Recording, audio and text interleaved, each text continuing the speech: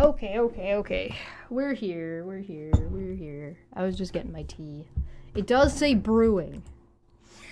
Alright. What's up? Hi. Welcome. Welcome back to Oracles and Omens PredictionX. Why is that off center? Why are you like this? Why? Just why? Why are you not there?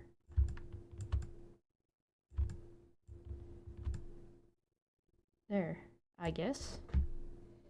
It's fine. Welcome back. Happy Wednesday? Is it Wednesday? I think it's Wednesday. Pretty sure it's Wednesday. Yeah, it's Wednesday. Happy Wednesday. I hope everybody had a good weekend. You might have noticed that I was away yesterday and the day before. That's because I was sick. By sick, I mean I am a female. A female and I have female problems. Sometimes I'm able to manage it, and sometimes I'm not. Sometimes I just die. Alright. So we're now done the table of contents, and our next part is cross-cultural conversations in the introduction section. So again, if you want to join up on this course, you can. It's free. It's on the edX and the Harvard website, and also the link is in the description. Can you guys hear me okay? The camera looks like it's a little up tilted. That's okay. That's all right.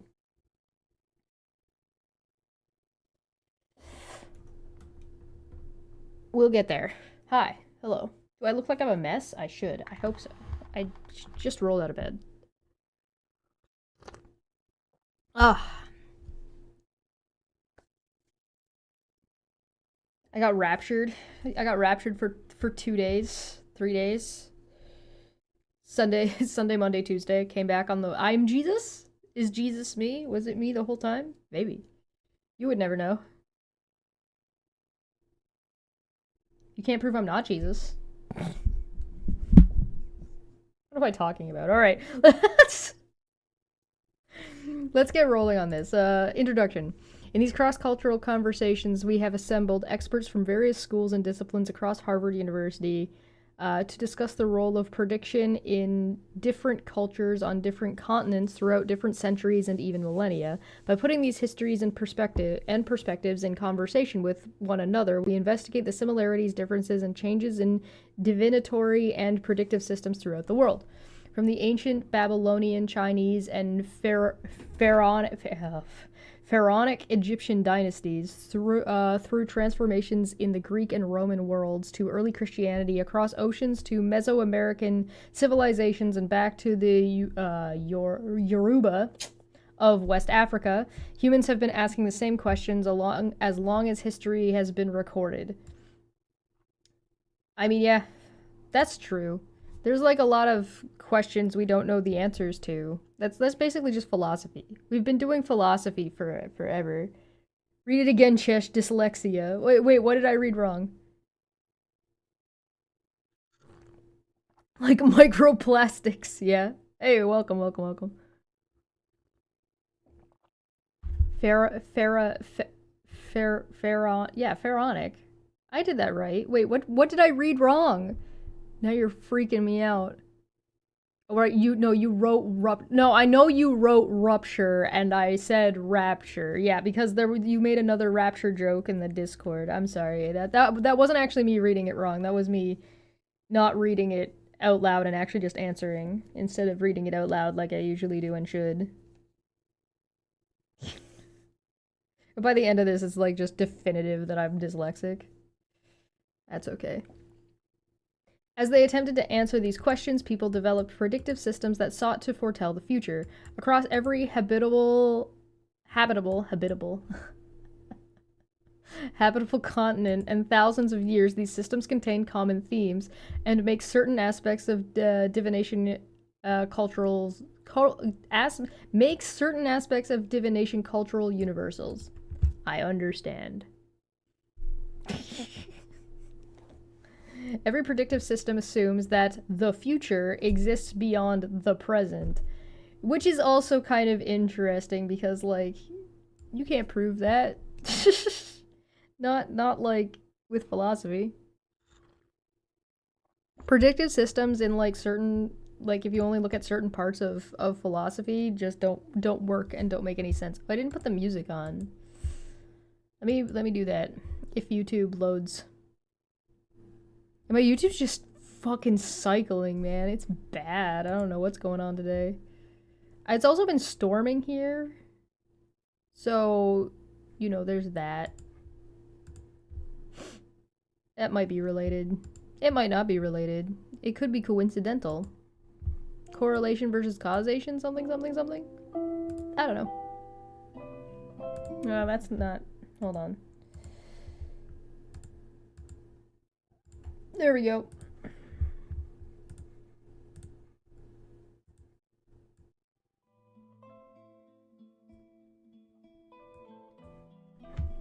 You guys hear that okay?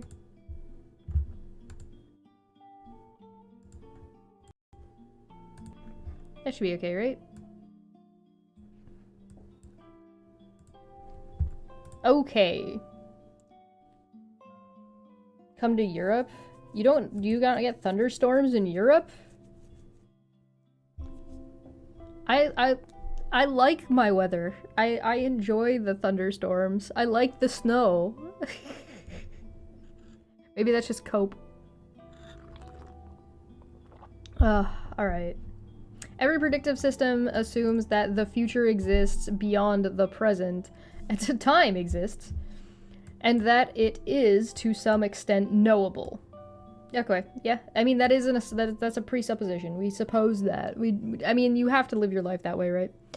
These assumptions are rooted in everyday happenings. You place a glass of water at the edge of the table, you knock it with your elbow, the glass falls, it breaks, and you think, or someone tells you, you should have known better.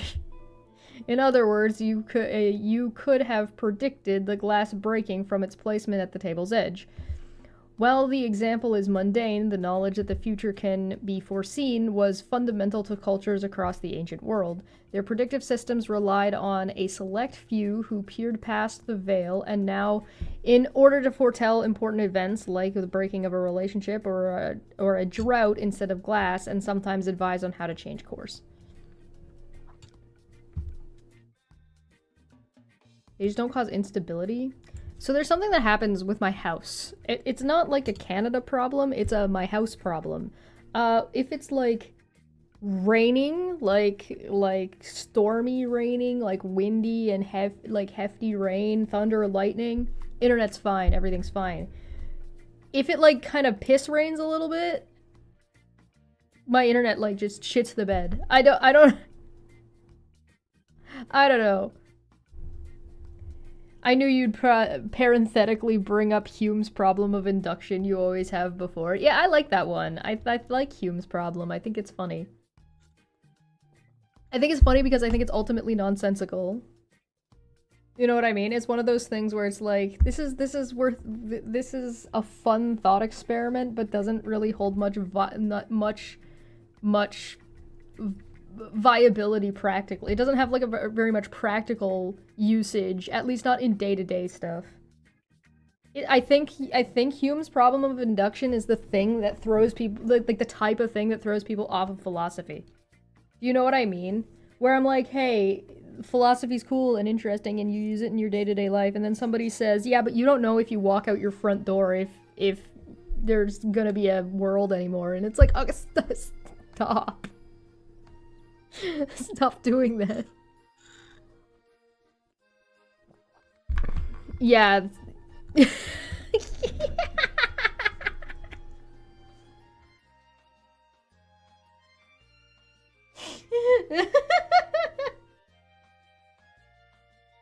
Yeah, feline. That is Hume's, right? That's Hume's problem of induction. How are we doing this? I don't know. It's gotten to the point where it's like often enough that it's predictive. Let me just double check that it is Hume's, that I'm right. Cause like, I'm stupid. The problem of induction. Observations we make are able to justify some expectation or predictions about observations we have not yet made. Yeah, that's Hume's problem of induction. I just wanted to make sure because, like, I could see myself just totally misremembering and getting what one it is wrong. Yeah, the sun will rise tomorrow because it always has before. Yeah. Yeah. You'll wake up tomorrow, get out of bed, and the floor will be there.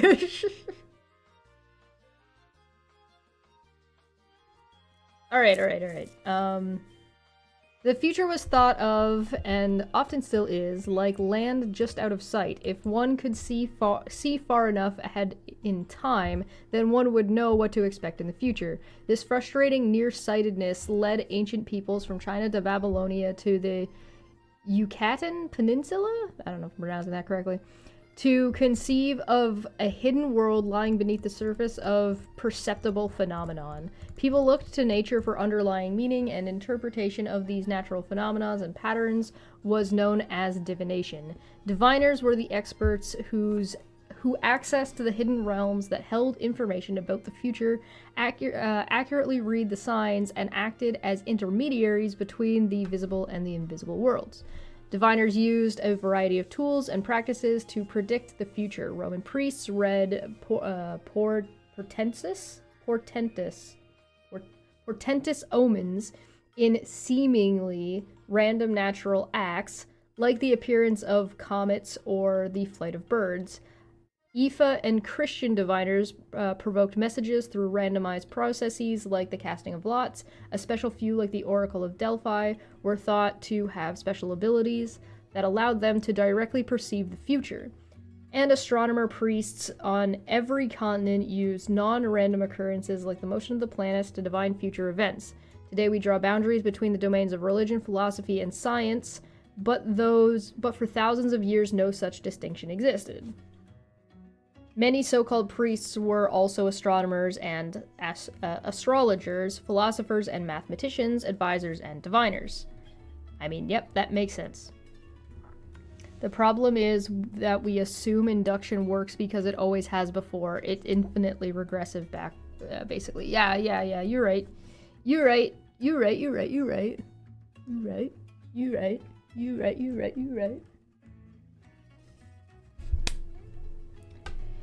These predictive practices were, in many cases, pillars of tradition. Not only did the god Apollo speak through the Oracle of Delphi, but she could be sought out just 1 month of the year, which initiated an annual pilgrimage to receive her prophecy. Once a year in Egypt, the statue of Amun-Ra, the sun god, was carried out of its temple on a bark or pelican?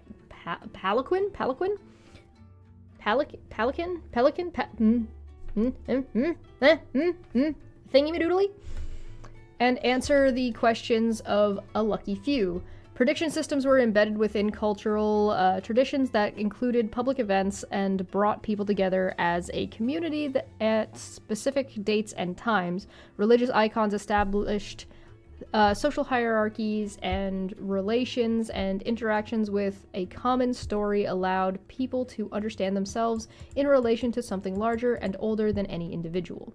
Every culture, no matter how distinct, seems to create and develop different ways to predict the future, though the predictive systems are as unique and varied as the cultures themselves. Certain features transcend the differences. Concepts of the future, interpretation of hidden realms, and prediction as cultural tradition appear in civilizations divided by oceans, mountain ranges, and millennia. While we touch on a few common aspects, be sure to hear the histories and descriptions from the experts themselves as they share what they know and learn from each other and in our cross-cultural conversations. Yay! I'm nothing like a philosopher, but I get that one. We're all doing philosophy all the time. We just don't like to talk about it.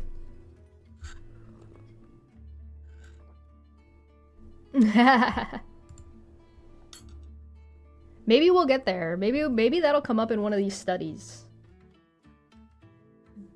Deleuze? I don't know how to pronounce that. Ancient Chinese, Greek, and Roman. Oh boy. Oh, these are not terribly long. Okay, cool. I like that these are kind of like divided up into very small chunks. Join Sarah Schechner and Rowan Flad as they discuss similarities and differences between predictive systems and ancient Chinese, Greek, and Roman worlds. Dr. Schechner describes ancient Greek and Roman conception of the cosmos and how celestial phenomenon, like the appearance of the comets, we understood to be often ill-fated portents of things to come. Professor Flad brings us further back in time to the Shang? Is that how we found out we needed to pronounce it? Shang dynasty of China, and shares the divination technique of oracle bone burning, which is the first recorded inscription of any sort that is known to come from China. Comets have been used to predict the future for thousands of years. The ancient Greeks and Romans considered their sudden appearance in the sky an indication of impending events, from meteorological phenomenon and natural disasters to political upheaval, battle, and the death of kings. Let me pause this real quick and let's let this puppy get rolling. Let's go! Yahoo!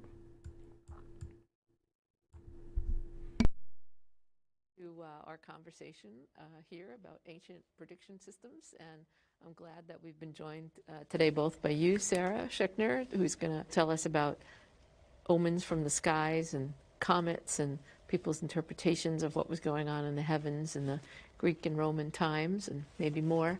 And Rowan Flad, thank you for coming and telling us all about what was going on in ancient China and why bones were used as a divination system and how and what that meant and how it led to other systems of prediction in China, in ancient China. Sarah, maybe you could start first and then we'll hear from Rowan. Well, my specialty is ancient astronomy, in particular attitudes and theories about comets. And so I like to start with Aristotle, who actually has a very scientific view of comets as a kind of meteor below the moon. And he thinks they are hot, dry, windy exhalations that have risen up out of the ground and become ignited and burn up there. And so he uses them to predict all sorts of things. He says, we see comets, and then we see these things that take place. And he has various data he cites. So he says there was a giant stone that fell from the sky in Thrace after a comet in 467 BCE. And there was an earthquake and tidal wave and a blustery winter in Achaia after a comet in 373 BCE. So he says, I mean, I guess a big enough a big enough comet being close enough could affect things, I guess, particularly if it's like a meteor. Like if it hits, then like same with like a volcanic eruption. If you're using volcanic eruptions to predict the future and a volcanic eruption goes off and you're like, we're gonna have shitty weather for the next couple of weeks. I mean, maybe if there's like a lot of ash and shit in the sky, right? Or if like the wind is blowing, it's like using the birds as predictors about whether or not the volcano is safe. If a bird flies towards the volcano and the wind is blowing the gases a specific way, and that bird dies because of the gases, you're gonna know it's not gonna be safe over there. But if the bird flies through and they're fine, then the wind's not going that direction, right? Say the meteor that wiped out the dinosaurs? Yeah, something like that. That would have been way earlier than Aristotle's time, though. Okay, these things all have the same cause. The comet, as it goes up in the air and it's burning, it's going to dry out the air, it's going to cause winds. Winds can pick up a stone and drop them. Today we'd call this stone a giant meteorite, but for him it's a stone that's picked up. The winds whip up the water, we'll get tidal waves and drought conditions. And when this stuff comes out of the earth, it's trapped down there, and when it comes out, the earth will rumble, and that will be the earthquakes we see. Mm-hmm. So the comet isn't causing these things, but it's a sign of them, like a meteorological sign, such as today we might say mercury rising and falling in a barometer isn't causing the weather, but it's related. Okay, yeah. So like they even added that in like the. They even added that to like what I was saying. Like that, it's not causing it, but it's related to. Moshi Moshi says apparently everything we know about Pompeii is wrong. Really? You're gonna have to update me because I don't know about that, and I think Pompeii is fascinating. I mean, to be fair, the reason I think Pompeii is fascinating because it just shows that we're people. We've always been people. People are all the same across this. We're not any better. People like to think of ancient peoples as like stupid and ignorant, and it's like my brother in Christ. It's the discussion we had the other day where it's just like, doesn't matter how smart a society gets, 50% of us will always be below the 50% mark.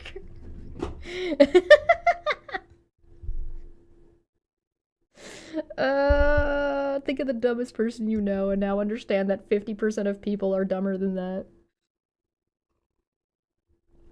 That's not even necessarily the case. Like, I'm pretty convinced, sorry, I'm getting a little bit sidetracked here, but I am pretty convinced that like some of the people I've covered online are the bottom of the barrel. Like, you have to hit the bottom eventually, right? Like, it's not the arrow it's always going, right? It's you have to hit the tree one day. And I'm pretty sure I've hit the wall. Like, I don't think I could find anybody dumber than Erin. I'm not gonna lie.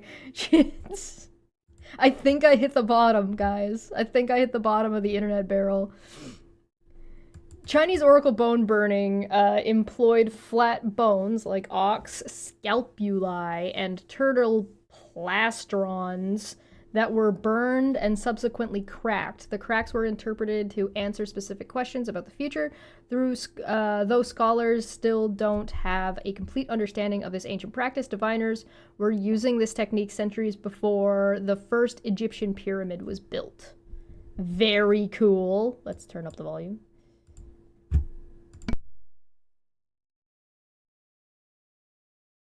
What I've worked on some work on in terms that relates to divination practices relates to an early stage of the developing. You can't just use a title card like the future in the bone, all right? You can't just do that. Systems of divination in China, and that is the use of bones and cracking of bones to understand well, various things. Can you very quickly summarize how it worked? Sure.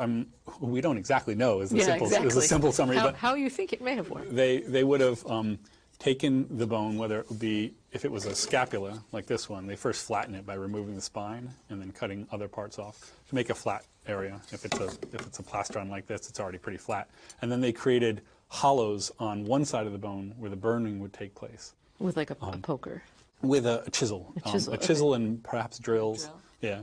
In fact, the most kind of elaborate versions of these, which is from the time period when they have inscriptions, have a chisel mark, an elongated chisel mark, and then a drilled mark on the side of that. Mm-hmm. And then the burning would have taken place right on that side mark, creating a crack on the reverse side that comes through the bone. And that cracking would have been interpreted in some fashion, either the sound or the shape or the direction of the length or some aspect of that was interpreted. And then they would do this a number of different times on the same bone. Asking the same question or different questions? That's a good question. They certainly asked multiple questions on single bones, but they may have also asked the same question multiple times. Okay. A number of the cracks are numbered, so sometimes you have a series, 1, 2, 3, 4, 5, that are all numbered. But they may be associated with one inscription. So it's. If they don't like the answer the first time, Right. do they keep asking? Well, the comments could also mean that more than one thing, like, all of these atmospheric effects were going to be foretold essentially by the existence of the comet, even though it wasn't causing them, right? So it's not crazy, even with a sort of scientific approach, to think, right, that one thing can mean many things are going to happen. Right. Or you can ask many questions of the same phenomena. You can ask it in different ways or Right. what have you. And then, they would wait and something would happen. And then they would come back and inscribe the bone. So there was some sort of record keeping as well that allowed the practitioners to remember, presumably, which bone had been used. I'm still just incredibly impressed with how long China has been just writing shit down. Like, that, to me, that's just crazy. For which divination, keep that somewhere in an archive, and then inscribe it with an inscription that includes the date when this happened, who it was that was responsible for the divination, what it was that the charge was about, and what the prognostication had been, and then in those cases, in the most complete cases, what the result was. Whether the divination was correct, essentially. We know most about what the divination was used for from why mosquitoes really exist. Oh, good God. We're gonna have to talk about. I'll pocket that. I'm gonna pocket that for later. a period in Chinese history called the Shang Dynasty, Shang Dynasty. during which the first inscriptions of any sort that can be interpreted are known from China, and those come from bones that were used in divination practices. The so-called oracle bone inscriptions are the first records we have of from China, and they mostly deal with divination topics and various attempts by the leaders of the Shang state, particularly the king and immediate associates, to interpret a variety of things. Some that have to do with the weather, some that relate to choices that have to be made by the king concerning attacks on other polities. And there's been some argument over the years about how to understand the way in which the phrases are constructed on the oracle bones. Because yeah, one of the hardest things I imagine about anthropology in general, and like the study of like human, like the study of cultures, it has got to be like trying to interpret what people were saying versus what they meant. So like not only do you need to understand the language, but you also have to understand like the context of the time. Yeah, it's all sociology, right? It's just historic sociology. So like just look at Twitter. If you pull out like one tweet from somebody from 2 years ago, you might not know what the fuck they're talking about based on just that tweet alone. Or if you take a Twitter thread, you like even a whole thread, you still might not really know half of what they're talking about because whatever the memes were 2 years ago on top of whatever cultural events were going on. Right? So like trying to like do that back, like you're basically starting with the end part and trying to do it backwards, which is very fun and very interesting, but also incredibly difficult. And like that's with something like Twitter and the internet and like a whole ton of information, whereas this is you're just getting like little snippets of, and you're trying to like reinterpret what the fuck these people were talking about. Because they can be interpreted as questions, and often you have both a positive and negative version of the statement on the bone. But others have argued that it's not really appropriate to think of them as questions per se, but rather as attempts to influence the outcome by making the positive statement the one which you're really desiring to be the case, and then there's a negative version of that. Just in case? Well, it's actually, it reflects a parallelism or a symmetry that then becomes particularly evident both in in some of the bones that are used. So they use turtle plastrons like this one, which are naturally symmetrical, and then they have the inscriptions that are on one side, and then the positive inscription will be on one side, and the negative ones on the other. And so that symmetry is one of the reasons why turtle plastrons become a preferred medium for inscriptions over other types of bones, is that they're flat, like the ox scapula that were also used. So they're naturally this flat? Yeah, that's an unadulterated bone, essentially. Well, it's got some of the dermal plate. This is the bottom of the This is turtle. the bottom. It's like the breastplate of a turtle. Yeah. So they didn't use the carapace. They just used the plastron. And they're flat, and they have this symmetrical division in them, and so they're very conducive to This guy's talking about bone burning in China.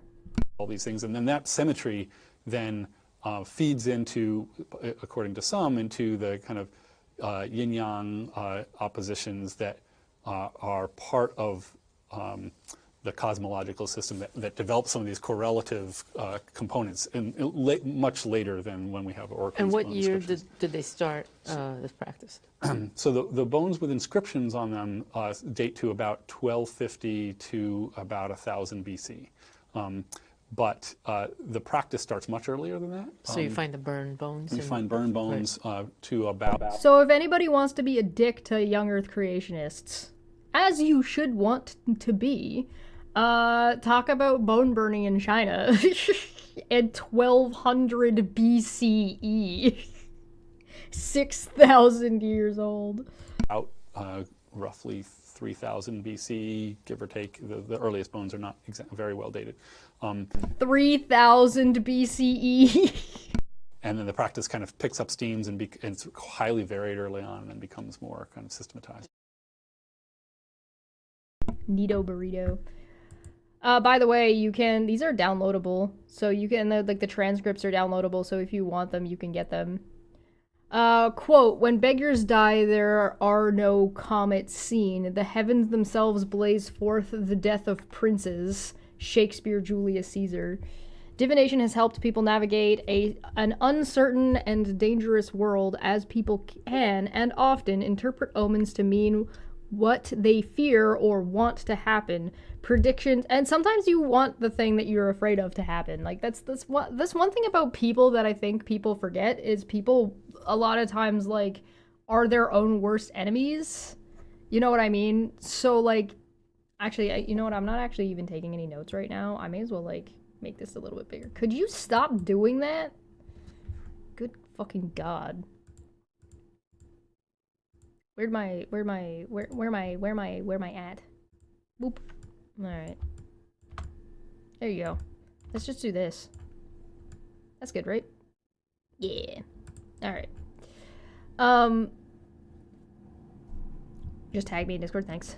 Get wrecked by witches, young Earth creationists, young Earth Christians. Yeah, so anybody who's here doesn't know what we're doing. This is a Harvard free course called PredictionX. There's a link in the description if you want to do the course with us. But yeah, we're just doing this for fun to see if these courses are any good, and we're gonna do a couple of them. This is just the first one we're doing. We're on the introduction. We've already gone through the table of contents. So some of this is repetitive. Like, we've already kind of covered some of this a little bit, but that's okay. Divination helped people navigate an uncertain and dangerous world, as people can and often interpret omens to mean what they fear or want to happen. Prediction also functions as a motivation to act. Caesar Augustus seemed to know this, and when comets appear in 9 and 11 CE, he introduced laws against foretelling death in an unaccessible attempt to avoid assassination. I mean, yeah, people using weaponizing pseudoscience and or superstition to motivate people into doing things, or motivate people into believing you. Like, there's definitely no reason why Donald Trump encourages people to look at him like he's a god figure, right? Or like why Kim Jong-un wants people to look at him in a supernatural light, right? So, you know, but yeah, people gonna people, and a lot of times people want the thing. A lot of people do this thing called self-fulfilling prophecy, where they think bad thing is going to happen, so they self-sabotage. And some people like want the bad thing to happen. They'll be like, no, I don't want that, but that's actually the thing that they do want. Everything I don't like is woke. Yeah. That's how you get self-fulfilling prophecies. Hey, yeah, hey. Hey, wait a minute. All right. You were discussing how comets can be used, even the same comet or different comets, but the same idea by different people to mean different things. Well, I think it goes back to that there's a social function in divination, and that, and any kind of astrology, and that, you know, we live in an uncertain world. People have questions, whether should they make this trip, should they plant this crop, should they marry this person, should they kill off the king, whatever it is. And well, that escalated quickly. And so they look to the divination to give some kind of prediction order so they can be prepared. They can profit from the good, they can avert the bad, but it also is a motivation to act. And so often the prophecies, when they're dealing with social affairs, are self-fulfilling. And so, which gets back, I think, to what you said, where sometimes the question seems to be, Hey, this self-fulfilling thing we just talked about. Phrased in a way to get the answer that the individual wants. So there is this correlation that's arisen, and people do. Yeah, this is why I talk about communicate. This is why I keep saying that the most important part of communication is listening. Like, if you want to understand somebody, you have to listen to them, watch them and see how they're reacting. And I don't understand. I don't understand. Like, if you want to be like a good dungeon master, if you want to be a good debater, or good at argumentation, all you really need to do is learn how to pay the fuck attention, and then know where you want to go. Like, it's not really hard to lead somebody through a conversation. It's really not. But it does take patience, depending on who you're talking to and how resistant the person is that is talking to you. It's not hard. It can be time consuming. It might not be worth your time a lot of the time, but you can walk somebody through stuff. Catalog these correlations and cite them as evidence for this relationship. On a deeper level, they're looking for some order in the world, whether it's some kind of, put together by some gods, and it's inscrutable to us, but they're looking for some kind of order. But at the same time, they also try to profit from it. And so the coin that I brought a picture of a coin here, and this relates to Emperor Augustus, and so this famous comet appears about the time of the death of Julius Caesar.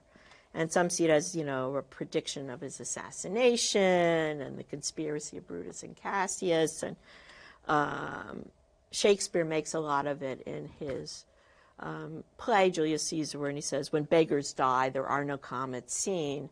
The heavens themselves blaze forth the death of princes. And so Caesar is warned about this, but he goes ahead and he's killed anyway.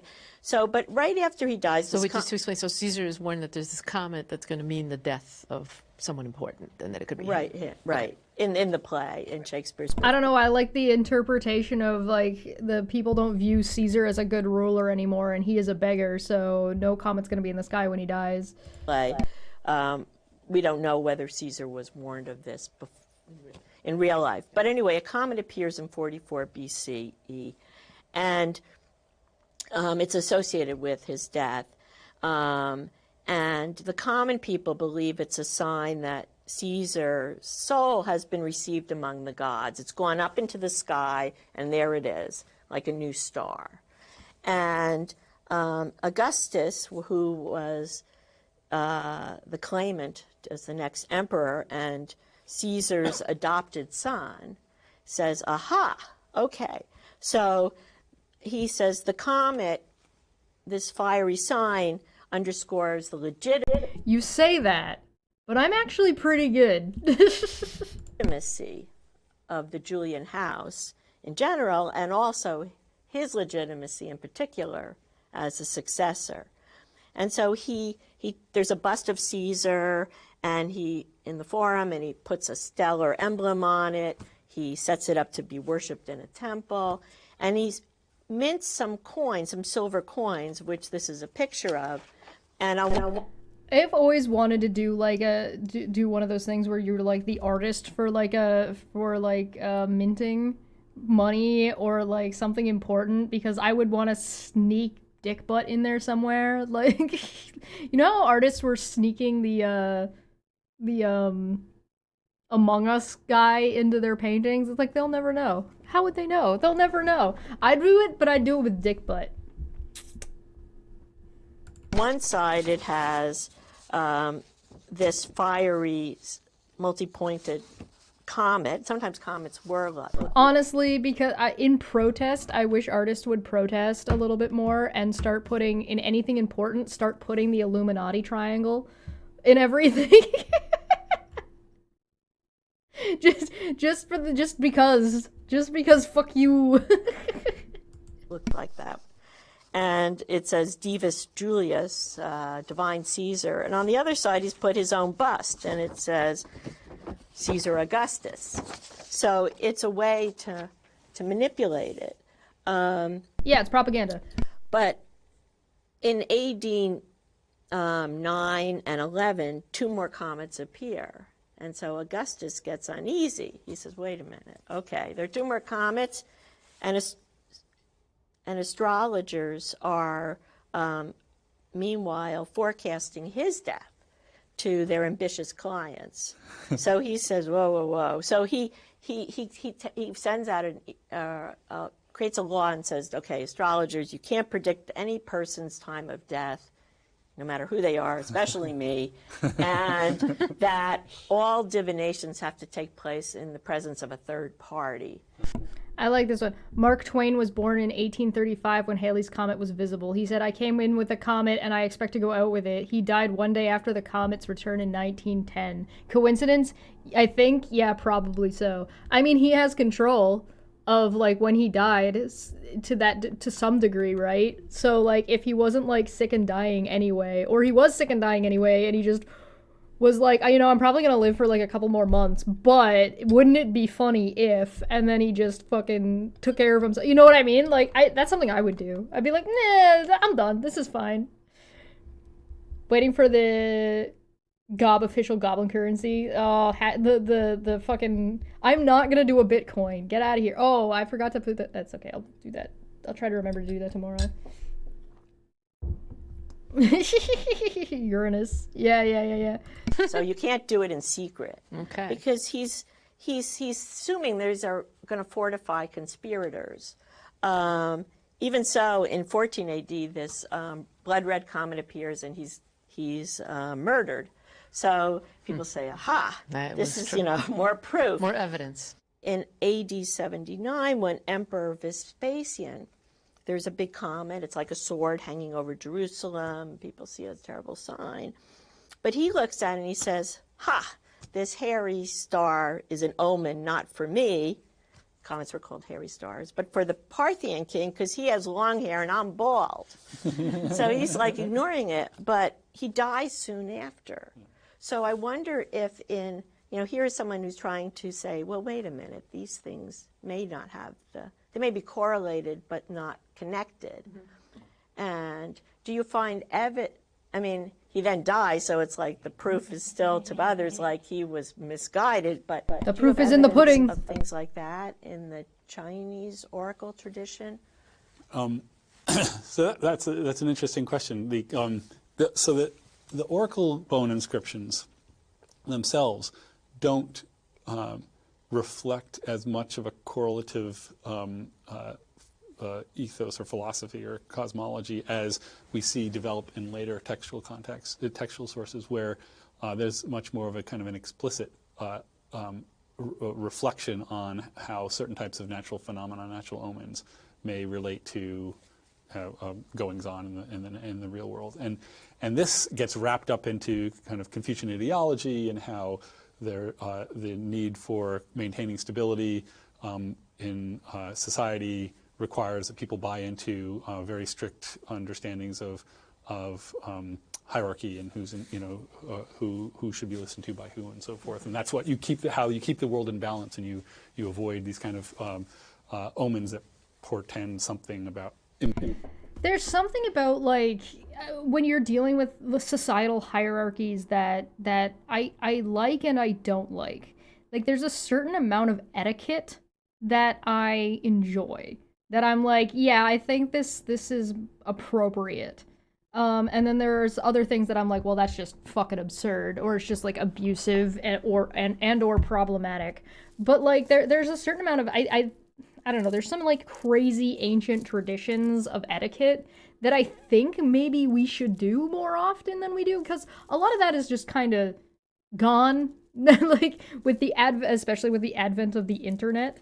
Like, there's not a whole ton of, like, there is no etiquette on the internet. Not really. Not really. And so, like, I don't know. I think I'd like to see a little bit more social enforcement of some sorts of etiquette under some circumstances. Like things between families and things between like in politics and stuff like that. But you know, I don't know. I find it interesting. I also am somebody who like spends a lot of my time not around other people, so I wouldn't have to follow it. so you know. Hey, welcome. Balance.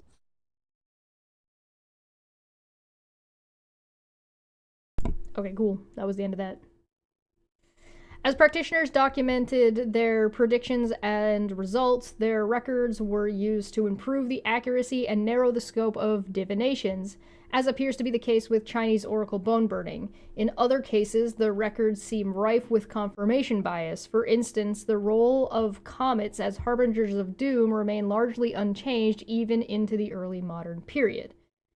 Yeah, comets seem like something that are just like ad hoc, right? So like they see the comet, they're like, oh, this means this is a harbinger of information, and then stuff starts happening and they ad hoc it in, as opposed to like using it really as a predictor. It's more of a confirmation.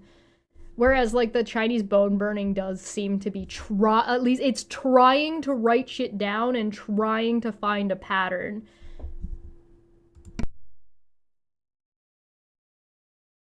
Of course, they didn't succeed in finding a pattern there, and so they moved away from it, as any good scientist would.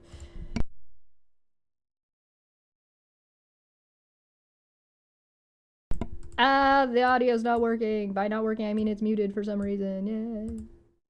Yeah. How predictive is a prediction is something that really, today anyway, we think we can measure, we can talk about. How predictive is a prediction? Interesting way to word that question. About uncertainty, we think we can quantify it in some cases. So how were the kinds of predictions that you're talking about really tested, and how much were they evaluated in society?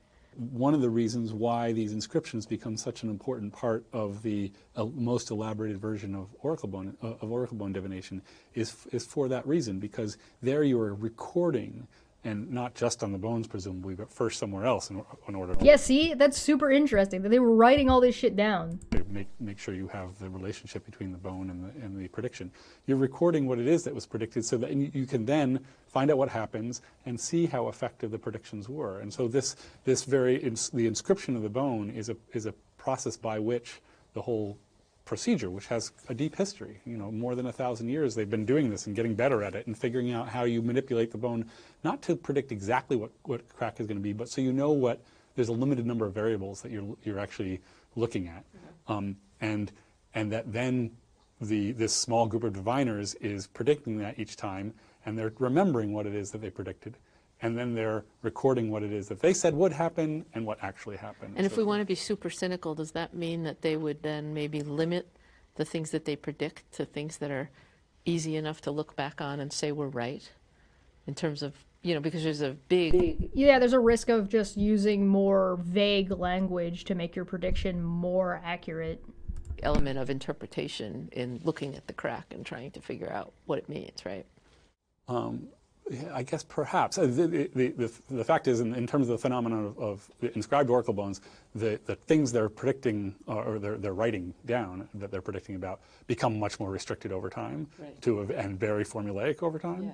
Yeah. And so maybe there's some element to that in there. But I think that there's this period of fluorescence where they're really kind of genuinely trying to understand and use the medium as a means to understand that communication device, because these are the bones are a way that they can communicate with the spirit world, the high god and other ancestors, and it's understanding that and wrestling with it, I think. I mean, I can kind of understand people thinking that there's like a spirit world or spirituality or like an ether or like this other sort of thing going on that we don't quite understand, because there's always something going on that we don't quite understand. And especially if you're looking at like psychology and communication, so much of that, like vibe checks are real. Like that's a real thing. And that is communicated generally in non-verbal terms.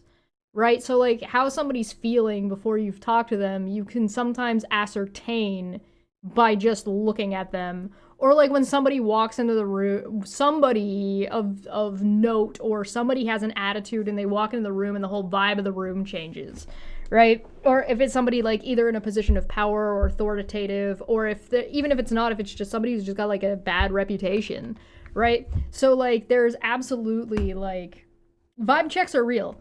So it's just whether or not you can recognize what the indicators actually are. And if you can't recognize what those indicators are, I can understand why you might be like, oh, that's somebody's aura. Like people are aura farming, right? Like that's a thing. It's a real thing. It's just whether or not it's supernatural is the next step of that question, right? And the answer is it's likely not supernatural, and that might just also depend on how you define supernatural, right?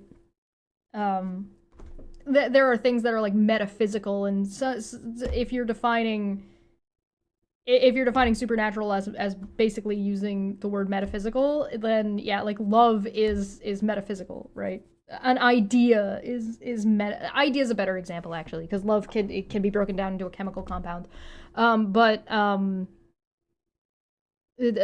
idea is a concept. It's a metaphysical scenario. So like I don't know. I think I'm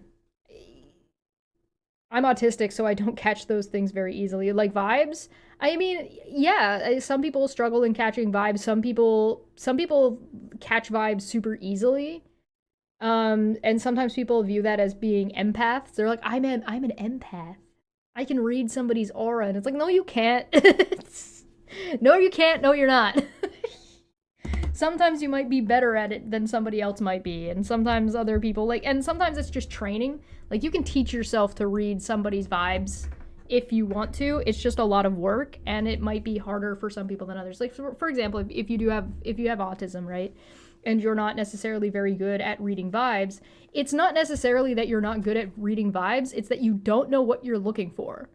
Right? Because other people are understanding it intuitively, so nobody's actually taught you in a way you can understand how to read those vibes, because most people do it intuitively. And so because they do it intuitively, there's nobody's there to be like, oh yeah, well, why do you understand this? And they're like, what, you don't get it? And you're like, no, I don't get it. Can you please walk me through this? And they can't, because they don't know what they're doing either. They're just doing it intuitively. So if you have somebody around you or want to put the work in to sort of learn how to do basically a vibe check on somebody based on like the way they're sitting and what that means, you can learn it. It's just people who have autism have to learn it a very different way, and have to learn it literally as opposed to intuit, like from more like experiential base. Today my aura is leave me alone with a side of smile. Yeah, I get that. Someone who's cynical, that's what I would ask, and he would have a worthless answer. Yeah. Those born under the sign of the vibe check have depression. Yeah. I have a knack for getting the ick for some people. Yeah, I mean that's a really good example. Like some people like get that ick, or they get like that about somebody, and they're like, I don't know what it is about you, but something is going on about you and everything about you that is I don't like. And that's totally valid. It's just some people are able to verbalize and express exactly what it is about somebody. So like I get like Jordan Peterson, before he went through his went to Russia and did his medically induced coma thing, used to make the hair on the back of my neck stand up listening to him talk. And after he did his medically induced coma, he doesn't have that effect on me anymore. And I don't know if something changed in me or something changed in him. And so like, but the difference to me, if I was to describe it, because I think I described it at the time, I'm like, no, I never want to be in a room with this person. And it's specifically because of how manipulative his language is, his cadence, and like the way he holds himself. I'm like, this guy is an emotionally manipulative, abusive piece of shit. Like 100%. Like I'm watching this man and I'm like, that is exactly what he is doing to people, but he's doing to people on a large scale. I would never want to be left alone in this fucking in this fucking guy, like left alone in a room with this guy. After the coma, he doesn't bother me the same way anymore. But then again, he also doesn't seem to participate in the same kind of events in the same way anymore. Doesn't give the same kind of talks. So that might also be the case. So it's probably like a mix. Probably a mix, but I'm able to verbalize it, but that's because I spent a lot of time learning, right? I've spent a lot of time like watching, learning, observing, listening. So I'm a little bit, it's something that I've spent effort and time to figure out. But that doesn't make me special or anything. It just means I can put into words why I don't like somebody. Your vibe is scary. Most people don't approach you. I get that too. I get people are afraid of me. I'm very small, so for me it's intentional. I do it on purpose. I'm prickly, and I'm prickly on purpose because I don't want people to approach me. Leave me alone. So like particularly, it probably doesn't come across as much here. It probably does a little bit. Like there's an attitude, right? But that's like part of the interaction. But like in real life, yeah, people don't just randomly come up and talk to me. You don't get the ick from me. Oh, that's good. I think is a part of the procedure. And so, Sarah, what do you think about sort of the evolution of what people thought about comets as omens? Does it get evaluated? It gets evaluated, but in a self-confirming way. So that by the 17th century you have these books, these like 1,000 pages, long catalogs of this comet appeared and this horrible thing happened, this next comet appeared and this horrible, all the way from the creation on. And yet you don't see in there, well, this comet appeared, nothing happened. You know, it's so they become, you know, programmatic of a belief system and confirming, you know, if you have a belief that God's providence is going to put these signs up there so that we can be alert to, like, you know, to change our ways or something that's going to happen, then you're going to see that and only record that. So with the comets and I think with the bones and all these systems, there's, it seems to me, and this is also, I'm posing this question, but from on the Western side, there's a sense that the universe is interconnected. And so that there's many ways to make a prediction. You can go from entrails, you can go from fiery sights in the heavens, you can go from bones, that monstrous births, that the world and nature or God's working through it everything's interconnected in some way, and so that it's tapping into this world that you can't otherwise understand. It's lots of information that's coming at the person who wants to make the divination. And so I like the way these two professors are looking at each other like, huh? That somehow this world speaks through many ways. It's not a very silent world. You only have to know to ask this bone in that time, and that's the only way to get the information. So that there's this clustering of predictions or of signs, that come together. And then there's a lot of them. People say, well, the world is in upheaval or whatever because of the interconnectedness. But it seems that that's a common belief, and those reinforce each other, perhaps. I think you see a transition in the Chinese case towards more of that in the first millennium, from where there is a specific medium, and that specific medium, these animal bones, is used for a particular type of communication that serves divinatory purposes, to one that's much more available to a larger swath of the population. And you see this archaeologically in terms of the prevalence of these bones. They sort of disappear in the first millennium, even though lots of textual sources say that people turn to the bones to understand things, but we don't find them archaeologically. In terms of interpreting the omens from the comets, was that? So that sounds to me like it just turned into a turn of phrase.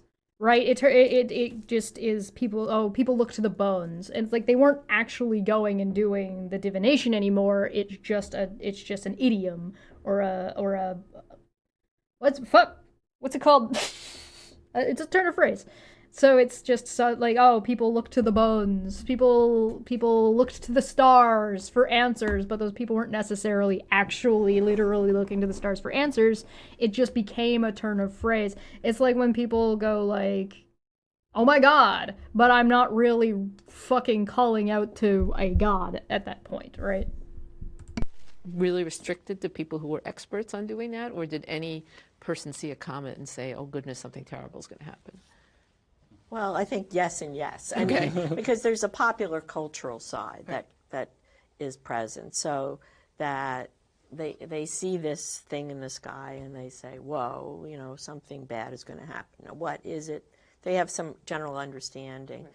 But someone to make a more specific prediction, like who it's a message for, and so on, would be an astrologer or a priest or some specialist who might look at where it's appearing and how it's shaped and how it's pointing. Well, thank you. That was a fabulous conversation, and we will continue it in other parts of the course. And so thanks for spending time with us. So then if a woman got her period on a blood moon, would that mean it's the end of the world, or would she, or she's up to no good? It would mean she's a witch.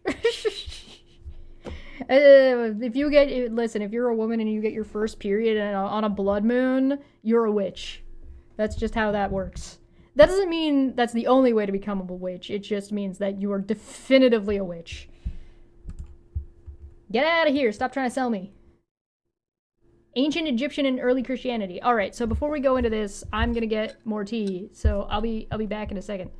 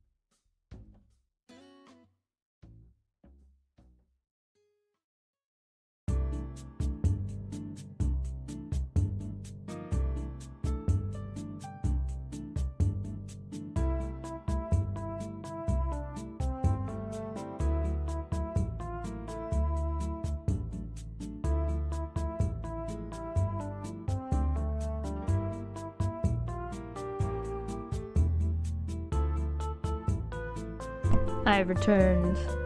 Do do do do do do do do do do do do do do do do do do do do. Hey, welcome back. I got cookies. You like the music? I like the music too. Just gonna make sure it's at the right volume. All right, what are we at next? Ancient Egyptian and early Christianity. Okay, join professors Laura Nasrallah and Peter Manuelian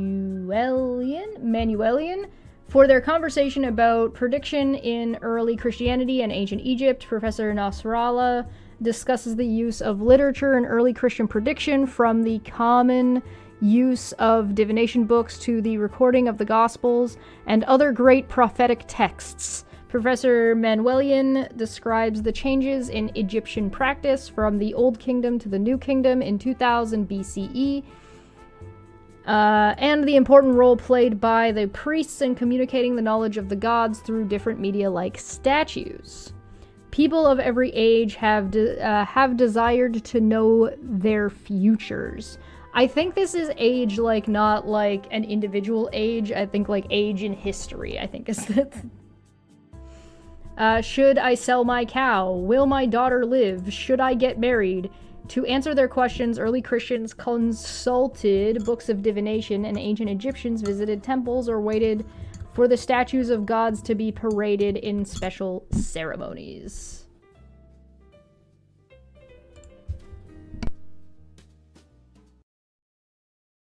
So today we're going to go back to the ancient world, and maybe the not so ancient world, and we're going to talk about early Christianity and ancient Egypt in the context of prediction and in the context of what kinds of divination were practiced and how they mattered in society and in everyday life. And so I'm really pleased that we have two tremendous experts here, one on early Christianity and one on ancient Egypt, and I'm going to let them introduce themselves to you, and then we'll have really great conversation.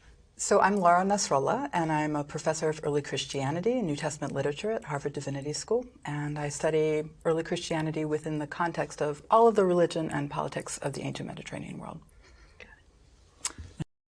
Alex in the chat said, imagine a fundamentalist Christian discovering that early Christians consulted extra biblical texts. I mean, yeah, that's like one of the really big fucking problems that young earth creationists have. Young earth creationism has a really big problem when it comes to actually studying the history of how their book existed, like came into existence. Like the history, I don't mean like the historicity of the Bible, I mean like the history of like how the Bible came to be. And like just, I think anybody understanding any of that means that I don't think you can understand the history of the Bible and be a young earth creationist at the same time. Like, I think those things are just diametrically opposed. Maybe I'm wrong. I could be wrong about that. But that's what it seems to be the case to me. And I'm Peter Manuelian. I'm the Philip J. King Professor of Egyptology in the Near Eastern Languages and Civilizations Department and also the Anthropology Department. And I'm also director of the Harvard Semitic Museum. I think that most people have some idea when we say ancient. That's like 3 jobs. Why are you stealing people's jobs? Does Harvard not want to pay 3 people?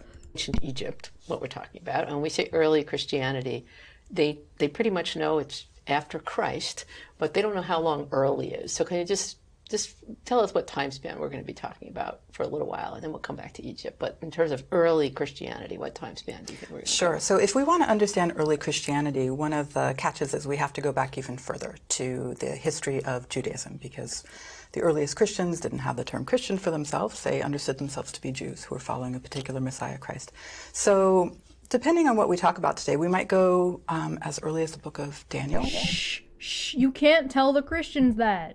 Which dates in the 2nd century BCE, up to the period of, say, 4th, 5th century CE. So a span of about 700 years. Then with Egypt, we're talking about a much longer span of time. So can you remind everybody the whole span of time that we could call ancient Egypt? Sure, we go back a long way, so depending on how much prehistory you want to get into. Yeah. But the pharaonic state, or land of the pharaohs, normally comes together around 3100, 3200 BC. Egypt is so cool. Why are Egypt and China so cool? I bet you I know why Egypt and China are so cool. Because they wrote shit the fuck down. They wrote it the fuck down, and it didn't, and like whatever history's there didn't get raffled stomped by like the Spaniards or the English or the French. So like their shit still exists in a way that we can fucking actually piece it together. God damn. And goes on for several millennia, all the way down to the Roman conquest in 32 BC. Right. So studying the age of the pharaohs, those are parameters that a lot of scholars stay within when they call themselves pharaonic period. Yeah. And at the very end of that period, we have overlap with what Laura just told us. Right. So my first question is very easy. In terms of, actually it's not easy because we just said that there are thousands of years or hundreds of years. I knew she was gonna walk that back. Involved, so this is going to be a hard question, and you can choose to interpret it however you want. But in terms of everyday life, so not royal life or pharaonic life. Egyptian history got stomped by the British, so indeed not by the French or the Spaniards. Yeah, I mean, it also got like, it didn't get like genocided the same way as like Mesoamerica, right? Or like the Americans did, right? The Americas, sorry, not Americans. I mean, the Americans are getting raffle stomped by themselves right now, but like, they didn't get like genocided in the same way that like Mesoamerica and like North America, native tribes, shit, whatever, you know what I'm talking about. Mummies have entered the chat. You guys remember the show Mummies Alive? Fuck yeah. For anything fancy and lofty, but in terms of just people going through their everyday lives, you know, today you see people. But have you watched The Mummy though? I love The Mummy. The Mummy was my favorite movie in junior high. Absolutely adored that movie. I still adore that movie. And I say junior high because I think that was the first time I saw it. You know what I think? Wait a minute. What was the rating on that movie? Hold on. I think the rating was like... I mean, it came out in 1999. What's it rated? Is it rated higher than PG-13?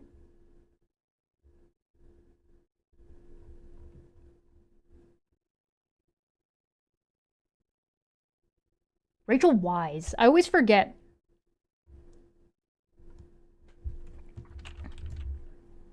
Tell me what the rating was.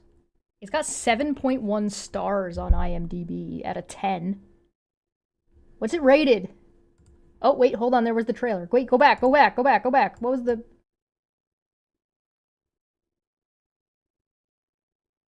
You think it'll tell me? Where did you get this? On a dig down in Thebes. Jonathan, I think you found something. There is an This is ancient totally gonna get legend clipped out. of a place known as the City of the Dead. We call it the doorway to hell. Where the earliest pharaohs were said to have hidden the wealth of Egypt. Are we going into battle? This is such a Something 90s out there. trailer. Something underneath that sand. They came to uncover its secrets. Mummies, my good son. This is where they made the mummies. They sought to unlock its treasure. And then there was light. Oh, boy. What they did Oh my god. It doesn't. This movie is perfect. This may be the Book of the Dead. was unleash a force unlike any the world has ever known. You must not read from the book!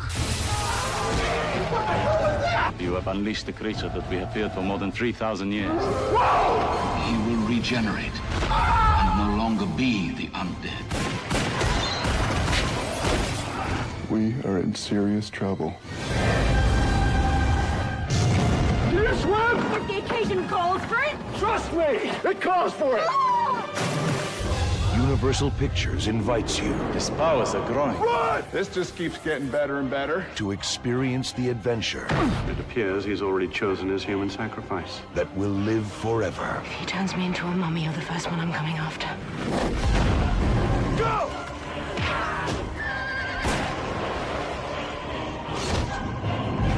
This movie is perfect.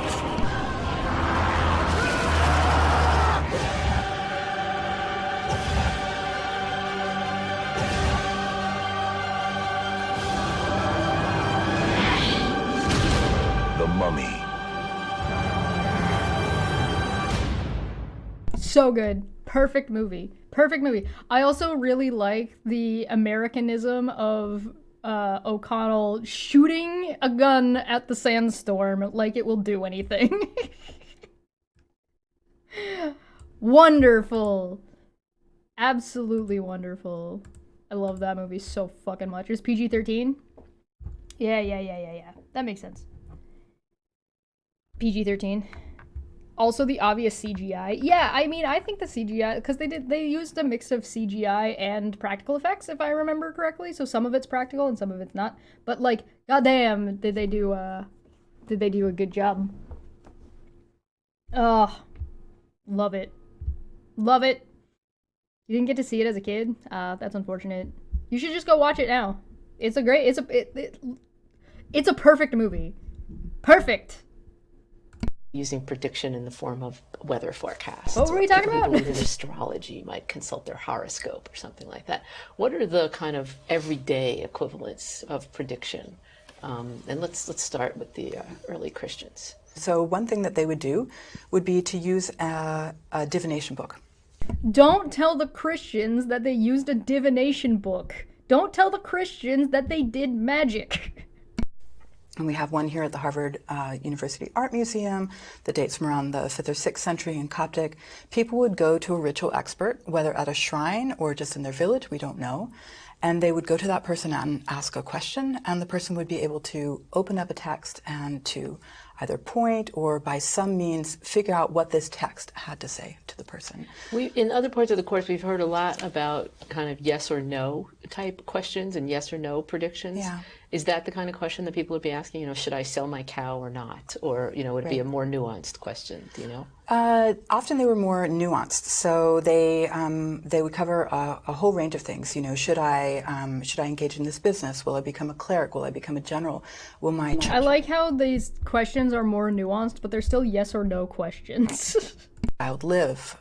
Should I marry my girlfriend? That really does sound familiar, actually. The same types of questions. Yeah. Should I sell my cow? Yes, please. Will my daughter live? Should Yeah. I get married? Did this guy mistreat me? And did I get paid in full? And So what would people in, say, 2000 BC have done about that if they wanted to know the answer? Yeah. For the everyday average person, they are submitting questions and hoping for an answer. And they can't do it just any old time. They would have to approach the local god in the local shrine in the local temple, or if they live at Thebes, which was the capital in the New Kingdom and later, that's several hundred miles south of Cairo, there were certain festivals when the statue of the god This sounds like witchcraft to me, probably because it is.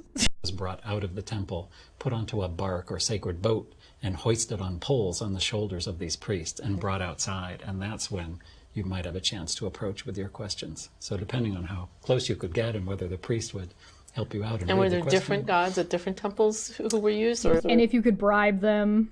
Always the same god? There was a god Amen, who was a supreme sort of theocratic deity, Amen or Amen-Re, when he's put together with the sun god.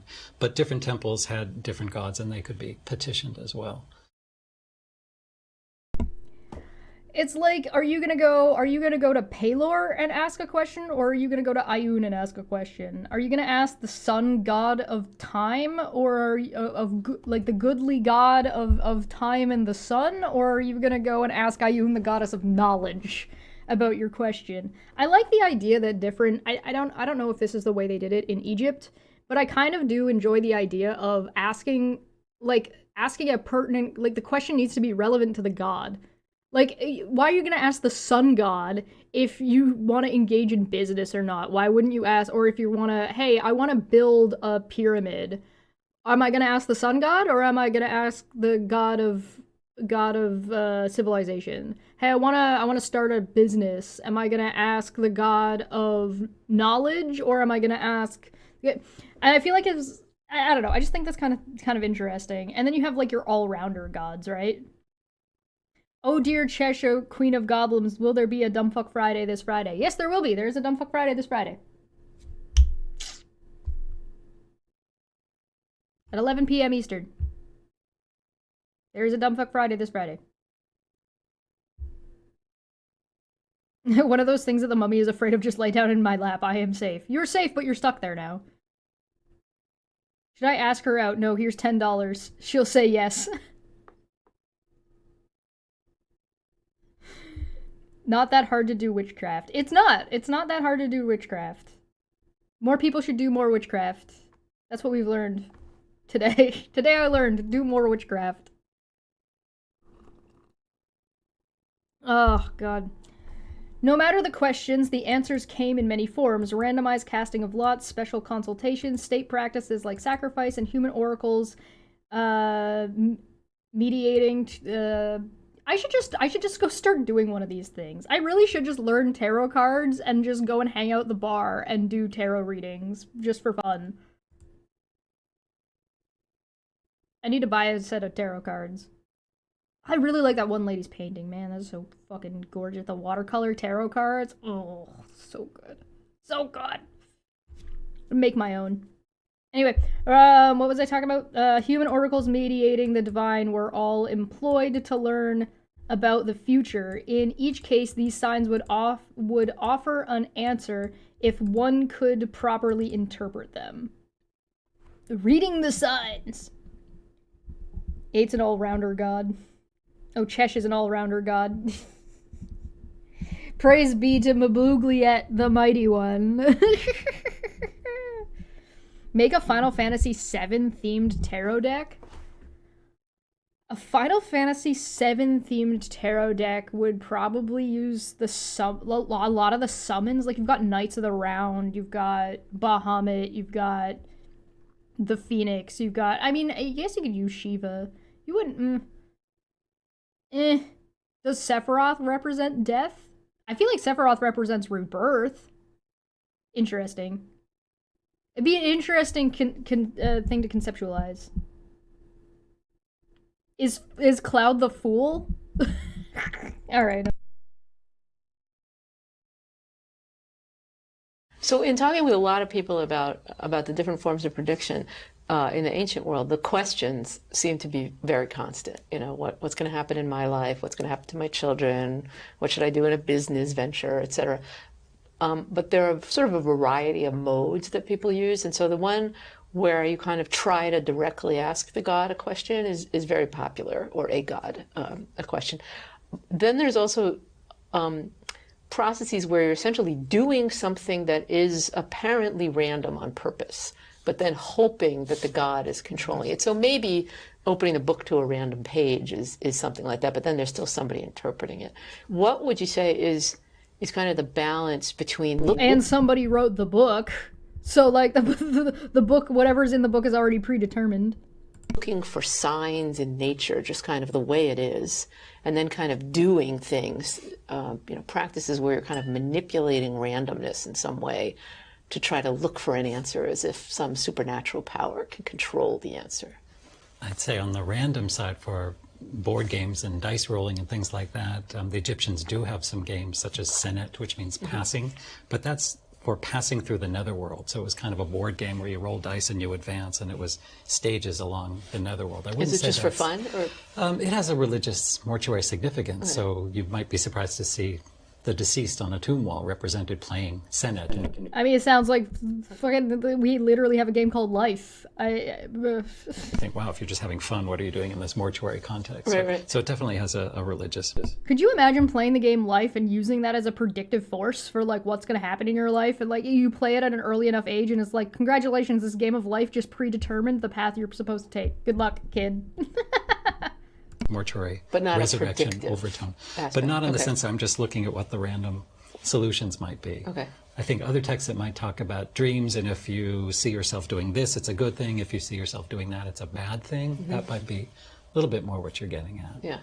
In much earlier periods before this, oracles and predictions and statues and nodding gods and things come on, the Egyptians do have something called letters to the dead, which is maybe a little bit more random. Yeah. So in the Old Kingdom and a little bit later, they're actually inscribing notes on sherds of pottery or pieces of papyrus, leaving it up in the tomb of a deceased relative, and saying things like, what did I ever do to you? Why are you making my life miserable? Please intercede for me. So in that case, though, they're still hoping for a very positive and definite outcome. You know, someone is sick, someone has been mistreated. What did I ever do to you?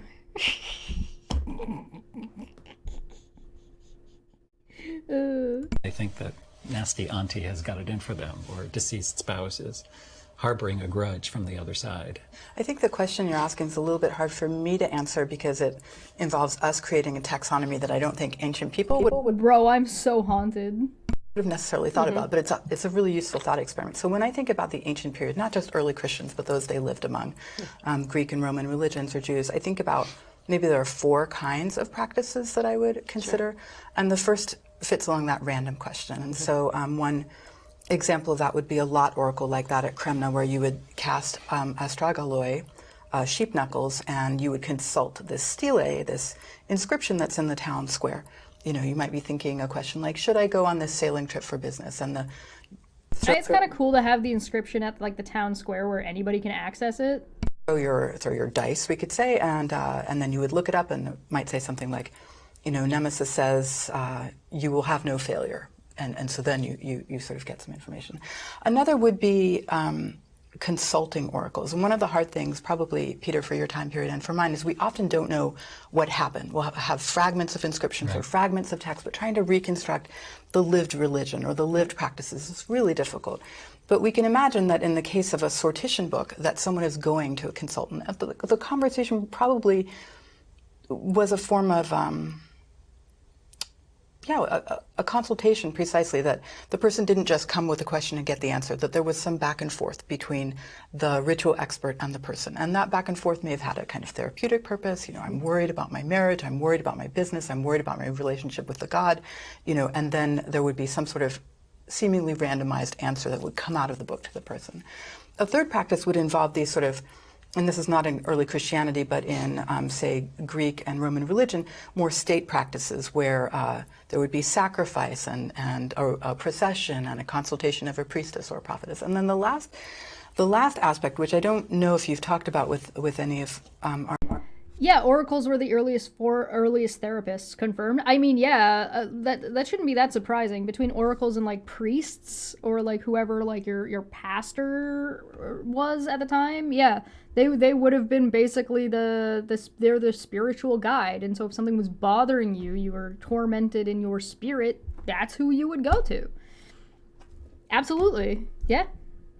Our other colleagues, is that where people understood the divine to enter them in an ecstatic experience, and then they would speak what the divine wanted them to speak. Like the possession type stuff.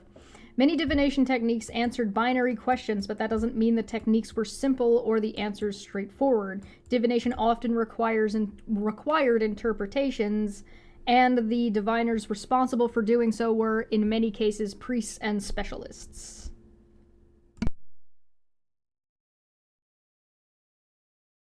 The person who does the interpretation of what this oracle god is saying, who is that person typically? Does that person have other jobs? Like, is that person just a priest and does some divination, or is that a specialist, or, you know, how specialized is this profession? They are priests, yeah. Okay. Servant of the god is the way you say priest in Egyptian. And so they had a multitude of functions, and this was probably one of them. Then I think you have to think in terms of social hierarchy. Okay. So in a small village, there might be the local little temple and a local shrine, and you might scribble on a piece of papyrus or a flake saying, should I buy this animal or not, and put the 2 pieces in the shrine and maybe come back or wait for the answer. That's a more direct interaction. If it's the great state god Amun-Re coming out of his statue from the glorious Karnak temple at Thebes, and there are thousands of people on either side cheering, and the bark comes out, do you have access? Do you get that close? Does the chief priest who's leading the procession, who says the interpretation, is he going to listen to you, or is it only high officials and notables that get up that close and can ask their question? Right. That first example you gave of the scraps of papyrus is interesting in terms of early Christian practices, because we know at Arsinoe in Egypt in a later time period at the shrine of Saint Caluthus that people would consult the saint or god by giving 2 tickets. Let me give an example. One would say, will I be healthy? Imagine being a petty priest and telling that asshole you don't like, no, the gods have not blessed you. Yeah, there's something to be said about being like, the question of integrity right? Like that's like a thing. That's like a whole thing where like how much does society value and what societal punishments are there if you are someone with no integrity or you're shown to have like poor integrity, right? So this used to be like one of the ways people did business, right? There was like this thing called business ethics that used to exist. And so like if you weren't giving back to the community or like things like no what was it called, Nobel oblige, like the nobles are obliged to give back and make the community better. And so what made you a good rich person is that you would be investing in the place that you worked and where you lived. And so like the people in your area would be doing better, and that's the way you would show off, instead of having like accumulated wealth that does nothing for anybody. Like if Elon Musk went back in time and brought all of his money with him, he would be shunned by the by nobles, by any rich people, because of his behavior, like because he just hoards wealth and does nothing with it. He would be shunned and mocked for it, like, right? So there are these concepts that like you get socially like rejected, like factory owners building houses for their workers, or factory owners building a school or childcare, so that way like a library, things like that, a university. There used to be all kinds of stuff like that. It used to be far more common than it is now. That part of that comes with the societal shift into capitalism, and like the idea of the nuclear family. So there's that. There's also like make rich people pay for shit again. Yeah, I mean, yeah. There's also that. Yeah, I said to be a good rich person. Yeah, like, yeah, right. Like it's to be a good rich person amongst other rich people, right? There's this idea, or like if you were like a lord, right? You're responsible for the people that live in your fiefdom, or the people that live in your area. So to show off, to be a good lord, and to show off to the other lords, you would want your fiefdom to be doing well. And if your fiefdom doesn't do well, it means you're a shitty lord and the other lords make fun of you, right? So there's that. But, you know, to be fair, he's already shunned and mocked. Well, yeah, there's also that, but that's, you know, I feel like it doesn't matter how much money Elon Musk has or doesn't have, he would kind of get mocked wherever he goes because he's just a piece of shit. But there used to be like far more like of a societal pressure to behave in specific ways, and that shifts over time depending on what people are valuing, right? Yeah. One would say, will I not be healthy? Or one would say, do I engage in the business enterprise? And the other would say, I do not engage in it. And you would receive back whatever one the right answer. Was the right answer. Yeah. So Okay. they had a sort of, you had asked about yes, no, they had a sort of binary process. You do get that binary choice going all the way back. So there are earlier texts where there's an argument, someone bought livestock from someone else on the installment plan, right. And the dispute is, have you paid me in full, or no, you've ripped me off? And so there are two pieces of this papyrus that say, yes, he's paid full in the installment plan, no problem here. Right. And no, this is, no, he hasn't, we've got to go into this. And you put that in front, and which one is the God going to? You know, it's really interesting because it does seem that that's a theme. This kind of binary yes-no question is completely a theme. And then if you think about today, right? I mean, just think about, you know, in your own personal experience. I'm not asking you to be scholars of ancient anything right now, right? But when you think about predictions, do you lottery really tickets? think about yes-no questions? Lottery tickets, for example? Lottery tickets? It's usually a no. Usually there's a lot of, no, but when you think about, you know, I mean, most questions can be answered yes or no, and most questions can be asked in a yes or no format. But, like, you have to be able to fill in the blank, which makes it, that's the predictive part, right? That's the interpretation part. What are we remembering? What did you send me? God, what is this gonna be? Oh, fucking Elon, like, fucking... Yeah, no, yeah, I remember. Yeah, Pepperidge Farms remembers. My grandmother was a good rich person, not a billionaire, but a wealthy woman who lived a humble life and gave to those close to her. Yeah, I mean, yeah, I guess there's a difference between being wealthy and utilizing your wealth appropriately and being a billionaire in 2025. You know what I mean? Like when I'm talking about somebody who's wealthy, or like I'm talking about a rich person, or like a lord, they aren't necessarily rich. They're just in charge of shit. You know what I mean? And so like, you know, you guys know what I'm talking about. I don't need to go into too many details. You can be wealthy and not be a piece of shit, but I don't think you can be a billionaire. Like, there's a lot of like logistical problems that come with being a billionaire. We'll talk about it another time. I go on one itinerary or the other for a trip or something like that. There's a third option and a fourth option and an option you didn't even think of, and it's like it's very, or the weather is the perfect example, you know. But it's also very moving to think. I mean, this is one of the reasons why I love what we study, because you know, whether it's 2,000 years ago or even longer, people are asking fundamental human questions that we're still coping with, and sometimes I do think they come down to binaries. You know, so I think about one in the ancient world that I find particularly moving, and a question that we find that someone might have put to a ritual expert in the Sortes Astramsiki, this text that purports to be from ancient Egypt. Will I be sold?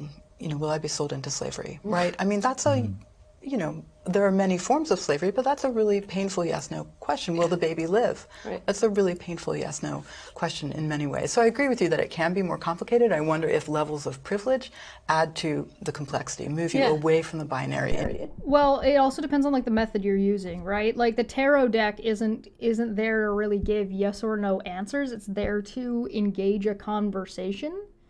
Although you could break it down to yes or no answers. Into multiple options. But it just seemed that I mean, most, like I said, most situations and most things you want answers to can be broken down into yes or no questions and then stacked yes or no questions. So like some yes or no question, like you might need 5 yes or no answers to answer what you actually, the nuance to what you want to know, right?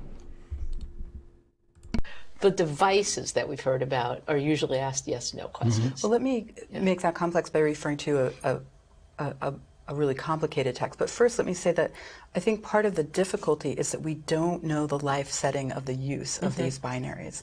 And so it's very possible that there's a yes/no moment, but that there's a vast amount of conversation with the ritual expert or further contextualization of that problem or question that the person first brings, to predict their future. What we might call an appeal. An appeal, or a therapy session, right? Some sort of yeah. consultation. And I also do think, when we look at mortality rates in the ancient world, and we do have some evidence from papyri from Egypt,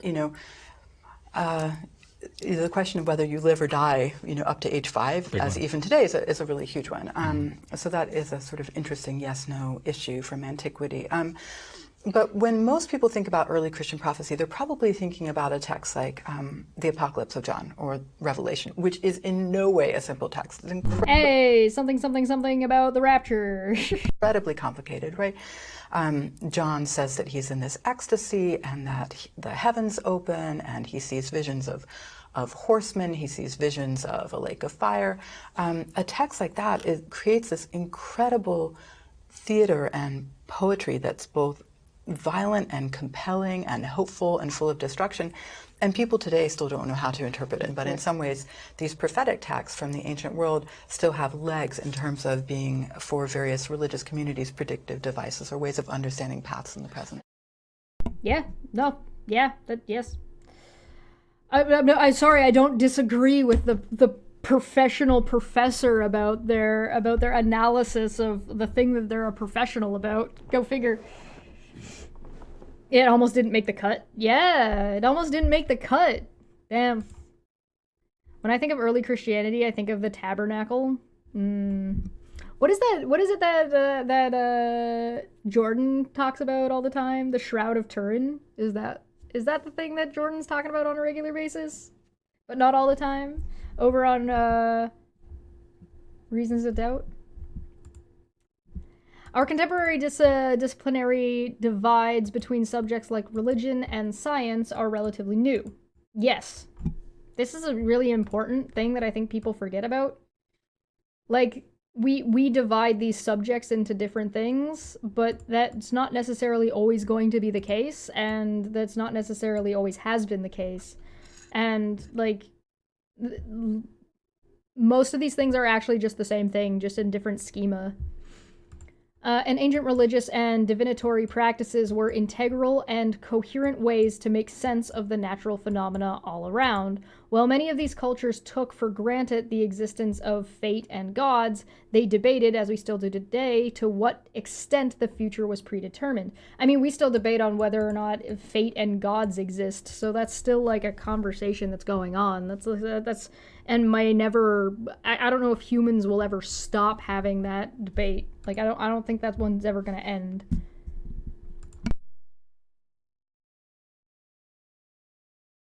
This evolution of a predictive science, meets up with a sort of otherwise mystical appreciation of the same phenomenon. We were asking Emmett Dench about the ancient Greeks and about the Greeks who we consider to be, some of the fathers of modern science, right? And, well, how much did they believe in Greek gods, we said to her. And she said, what kind of question is that, essentially? She said, they believed in gods the way you believe in gravity. It's just sort of part of life, and it wasn't a choice to not believe in these things. And so now, today, we think sometimes science and religion are sort of separate paths. I think that's a conceptually interesting question, Alex. So Alex asked, if gods of nature were real, would they really sit by and let us destroy their domains? And the answer is what makes you think that we're destroying their domain? Just because the world gets to a point where it's changed so much by our intervention that we can't survive on it anymore, doesn't mean we've taken any power away from the world itself, right?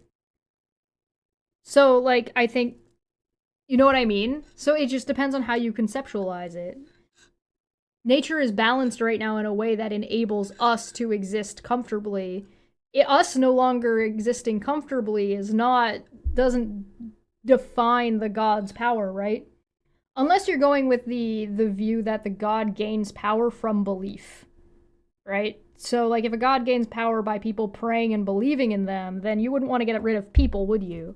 But then again, it would still make a nature god one of the most powerful because you believe in nature, whether you actually do any prayer or not, and presumably so do all the plants and all the animals. So, and, like, again, just because we're here doesn't mean we matter to that god. Right? So the god could be like, yeah, whatever. Like Mother Nature, for example. I want a TTRPG based on early Christianity lore with angels and demons and Nephilim and shit. And you could call it Heresy, the TTRPG. So you don't need a TTRPG base. You want a campaign book. But I do understand that in the ancient world, these things were much more tied up together, and that, for example, all astronomers were astrologers. That's why they were doing this.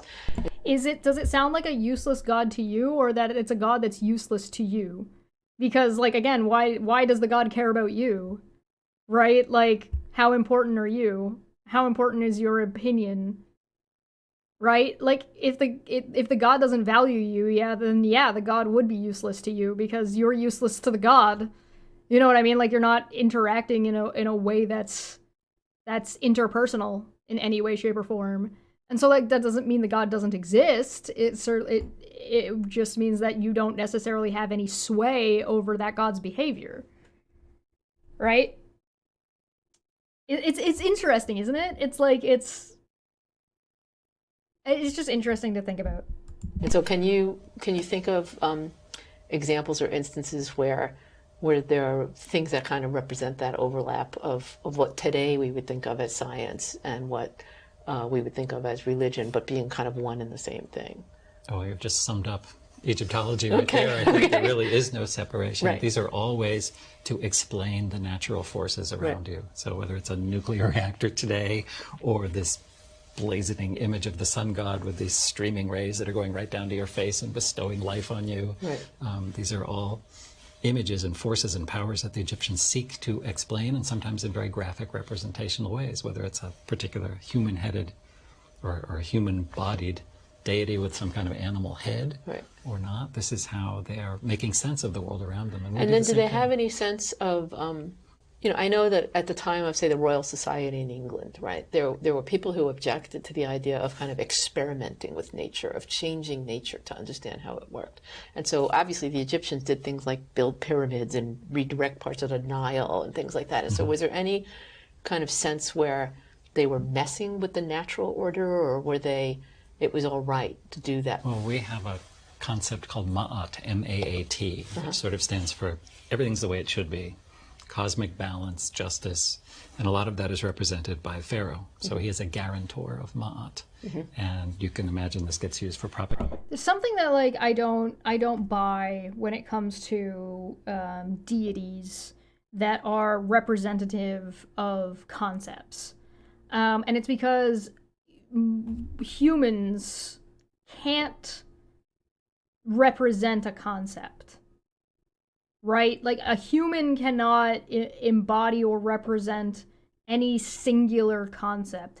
And it's because we can't compartmentalize in that way, and we don't have enough information. So to have like a pharaoh or to have an individual trying to be a representative of what is otherwise a metaphysical concept, so like justice, no human could ever conceptualize justice in a way that is not influenced by their own experience and mortality to actually properly represent justice. Because justice to humans means philosophically different things. Punitive justice, restorative justice, what kind of justice are we talking about? It's like hope. A human can't represent hope either, because like you to deify it is a way to separate out humans from the concept. And so if you were to have a god that is representative of hope, they are not necessarily going to partake in the same kind of behavior that a human would expect or want them to participate in. Right? So like, because hope to a human means something different than it does to a god that is representative of that force. And so like, it's just like, this is one of the reasons why like it makes sense to me that a god would be unknowable. Because like, we can't possibly understand that. Because because we're not representative, we're not of one mind, right? Humans are constantly thinking about a lot of different things all at once. Whereas like if a god is like of a singular mind and like that's their thing, that's what they represent, then they're not necessarily concerned about other shit. So if Ayun is the goddess of knowledge, then the thing that she cares about, she is one-minded of, is knowledge and knowledge alone. Whatever that means. If Asmodeus is the god of lies, then what he cares about and what he is one-minded about is lying and lies. And what does that mean?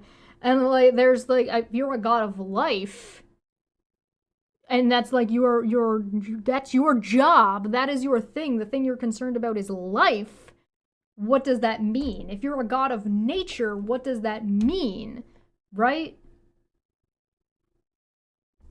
Or if you're a god of secrets, right? Like how do you as a human, you can't conceptualize what that god wants or what that god is just telling you to do, because what they're telling you to do might seem completely counterintuitive. So if a god of secret is like, hey, go tell everybody this thing, you're like, but you're a god of secrets, why do you want me to spread information? And the god's like, shut the fuck up, you don't know what you're talking about. You see what I mean? It's interesting to think about, because it's not possible. Propagandistic means as well. So when there's a revolution or an invasion or a collapse, climate or economic or whatever, Ma'at has been interrupted, and therefore the legitimacy of some situation was not there. So the opposite of Ma'at is Yisvet, or evil, or sort of chaos. And is there a limitation on what mortals and humans are allowed to do to not mess with that? Can they change their future? In hindsight, yes, and I think the best way you see that is when you look at the archival king lists, which exist on certain temples and tomb walls, and not to see which kings are listed, who's left out, who's omitted, and why, right? Somehow they were illegitimate. One was a woman, one was Akhenaten, who brought in this new form of One was a woman. I see. A religion and sort of wiped out a lot of the other gods and even hacked out their names. So he doesn't appear in all the later king lists. He is that that would be criminal revisionist of, history rather than prediction. Is that like the Roman practice of damnatio memoriae, where the name is actually chiseled out, or they're just left out? Okay. Sometimes left out of archival king lists, but other places, yes. Akhenaten, who brings in his new religion, hacks out the name of the god he hated the most all over the country. That's interesting. And then after he ends, people come in and they restore the name of that god. So you'll see this depression where something was there, it was hacked out, and then it was restored again. So I want to answer your question because I think people often think of religion as something that primitive people do, and that as you get increasingly rationalistic and scientific, it dies out. And we do not want to give exactly. So I don't. I think that's human arrogance talking when people do that. I want to give that. I want to counter that story, and I want to counter it in a couple ways. First of all, we know of scientists today who are, eminent scientists who are deeply religious themselves. That aside, we also know that in the ancient world, people engaged in conversations that were at the same time philosophical and theological. So we divide out those concepts today, just as we divide out church versus state or politics versus religion. And as we've been saying, in the ancient world, these disciplinary divides where we're all in different buildings studying our things would be incomprehensible to them, right? Someone like Claudius Ptolemy, who's writing about the stars, is also writing about geography, is also writing about astrology, is also writing about ethnography. So people, in the 2nd century Roman Empire at other times are doing all the same things. So I want to give an example of how some ancient people would debate about fate. I think separating education like this is a fool's errand. I think it is a mistake, and I think we're going to be I think when we are the ancient people that people are looking back on, we are going to be the fools, and we are going to be mocked for why would they ever separate things out like that? That's insanity. I think this is a massive, massive, massive mistake in our educational system. About how what would happen, and there's really a range of opinions that they offer, whether it's someone like Cicero or someone like the Greek philosopher Epictetus. They would say, well, some people say that the gods are deeply involved in your life, so that anything you do, the gods care about and will help you to negotiate. Some say that the cosmos is such that the gods set it up and run it, but they're not involved in the minutia of whether you have, lentils or, kidney beans for dinner. That just doesn't interest them. We also have texts from the If a god is that interested in you, you might be concerned for other reasons. The 2nd century again, where people self-consciously make fun of false prophecies. So there's a Syrian writer writing in Greek named Lucian, and he writes a whole story that's really... Jessica makes an interesting point. I can understand why people are religious or believe in gods. I just don't understand why we'd worship them. Because those people who believe in them want favor. They want to be favored by their god so they'll have a better life. So having a deity in your corner is pretty appealing if you believe that deity is real. Right? It's selfishness, greed, the self-interest. That's why. And I don't mean to say that religious people are greedy. I just mean you worship a deity because you want that deity to favor you, or at least you don't want that deity to dislike you, right? Because why are you gonna believe in a deity and then give them the middle finger all the time? You know what I mean? I'm sure there's a handful of people that do that kind of stuff, but you see what I'm getting at? A lot of things that people do, if you want to be cynical, most people do things and all things because of their own self-interests. And a lot of those things are counterintuitive because people are stupid. So you're always going to do whatever it is you want to do, even if you're doing something that you don't want to do.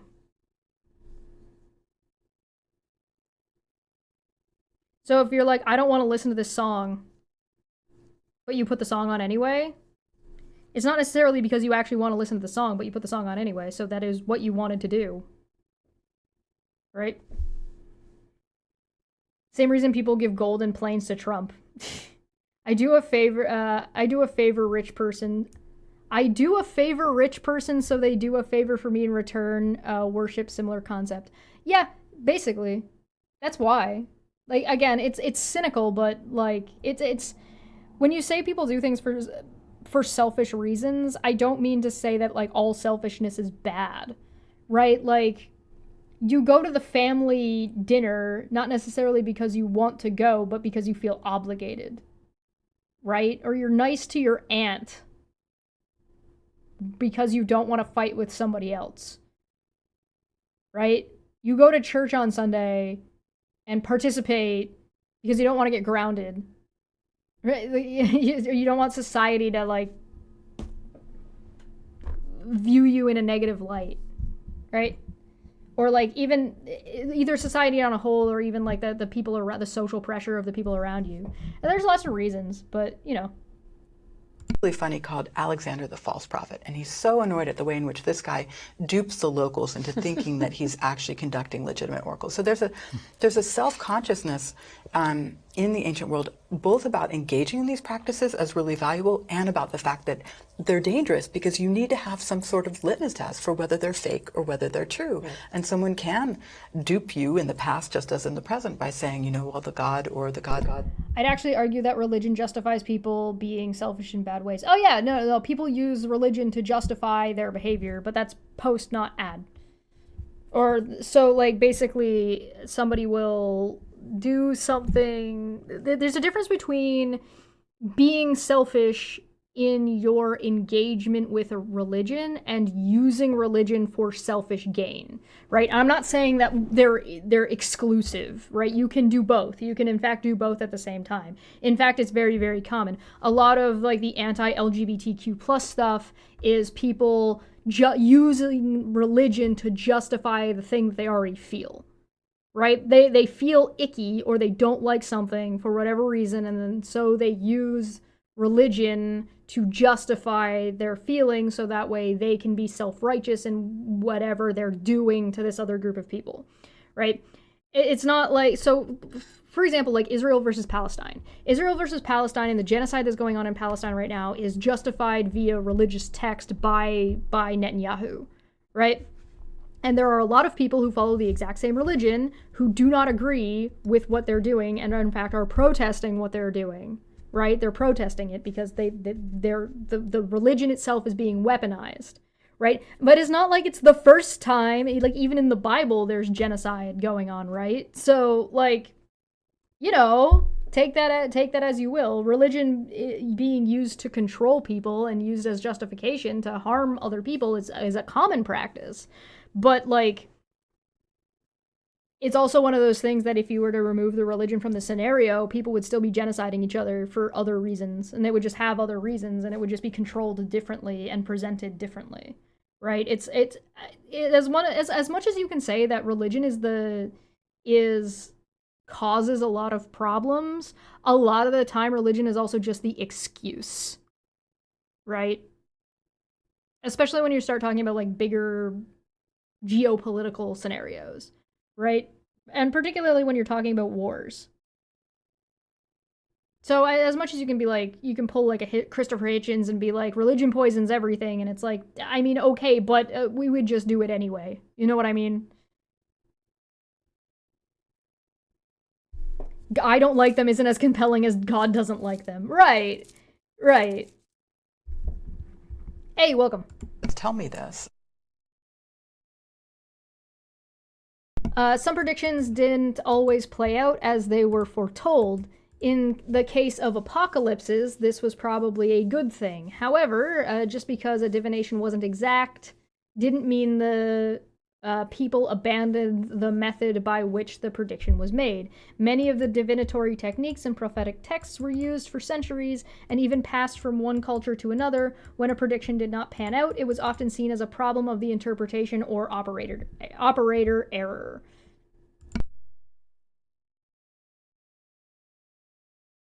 Is there any concept of verifying prophecies in any of your experience with all of these texts and archaeological records? Well, that's a good question. Maybe the genre of morality tales. Mm-hmm. I like what Solar said. I'm a proper God-fearing Christian. Why? Because hell is eternity and God is a jealous God. Well, you know, depends on what you mean by hell and depends on what you mean by eternity. because some of the texts interpret that hell goes away eventually, and some of the texts don't even have hell in it, because hell was invented by the Catholics. So, I mean, it kind of just depends. You know what I mean? I'm a proper, not believing in the Christian God-fearing person, and I welcome hell. And I'm more than happy to be there for eternity. Send me away! Throw me into the fiery pit! I don't want to fucking be here anymore. Which are part entertainment, part propaganda, part didactic literature. So someone's going down the wrong path, and yes, he gets it in the end. Or someone committing adultery, and so maybe by example, by similarity. Someone else comes in and creates a little wax crocodile and says, next time you see these people committing adultery, toss this crocodile into the lake, and it's going to grow up and become a real crocodile, and it does, and it bites the guy and takes him off, and that's the end of his. So there's a verification for no cheating. the wrong type of behavior, I suppose. Okay. Just add water. Grows naturally. Yeah, there's things you can buy in like little gift shops. They turn into fighting crocodiles. I'm gonna fight God before I go to hell. Satan already promised you. Y'all, let us know how it goes. Let us know how. If I go before you, I'm gonna hang out and wait to watch. If you go before me, make sure somebody writes down what happened so I can check it out. At least hell is where all the good music will be. I mean, right? Right? Like, listen, I don't. Okay, this is my shtick. All right, hold on. I'm gonna go on a rant here for a second. Okay, I do not like heaven as described by Christian theology. I don't like it. I don't want to be there. It sounds terrible. Like it literally sounds awful to me. So I would rather not go there. Like I would rather be in hell and then get used to the suffering and then hang out because you get used to it. Like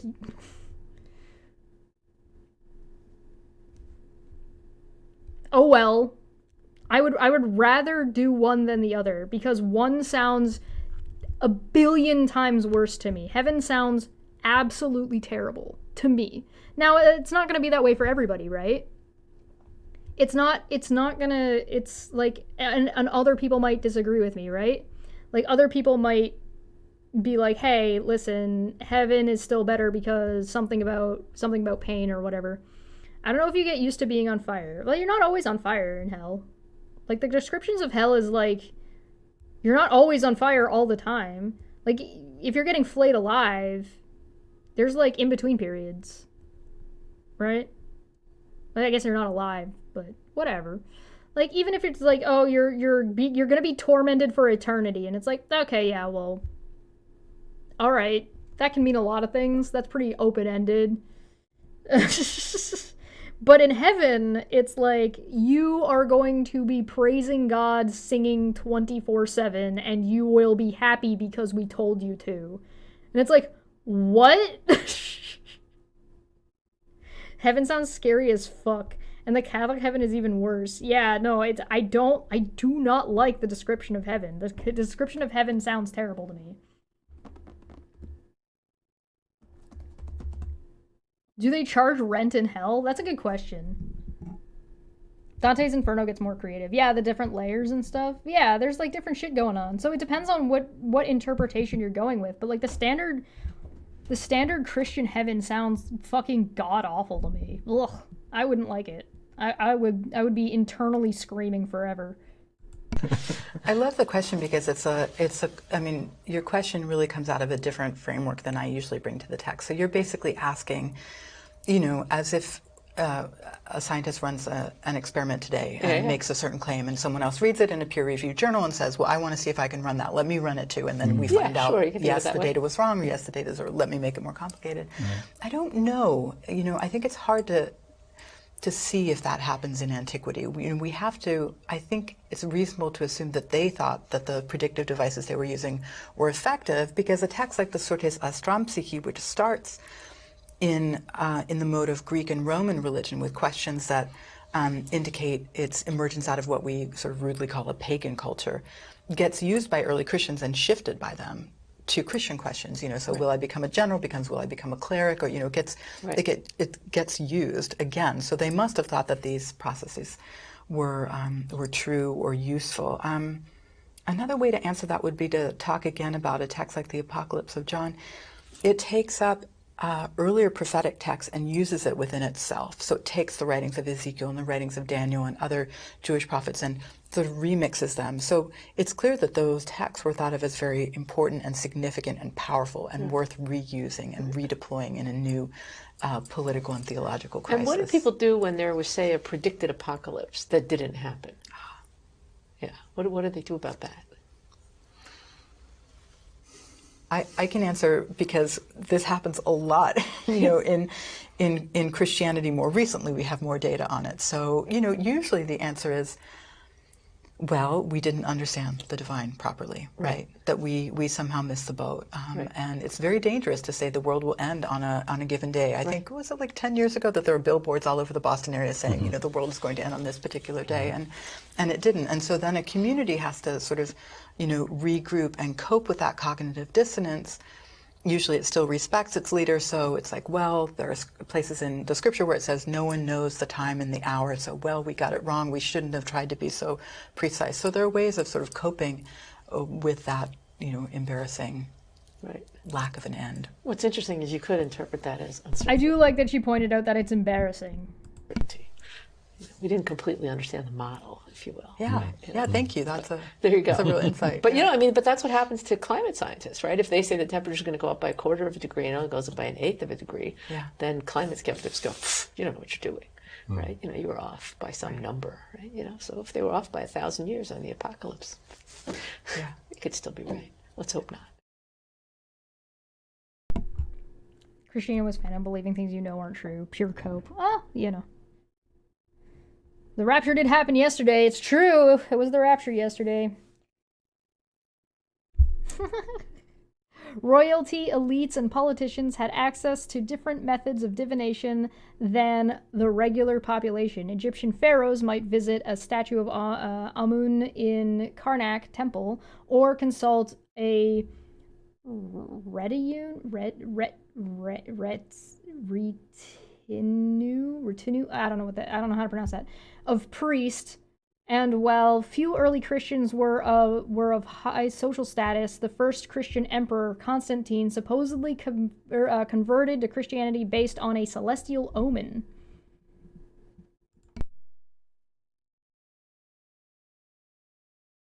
So what about really big predictions? What about, kings and pharaohs, asking for help? The math didn't check out, What forms did that, and who are our friends Those are here? the big decisions, So non-royal and royal.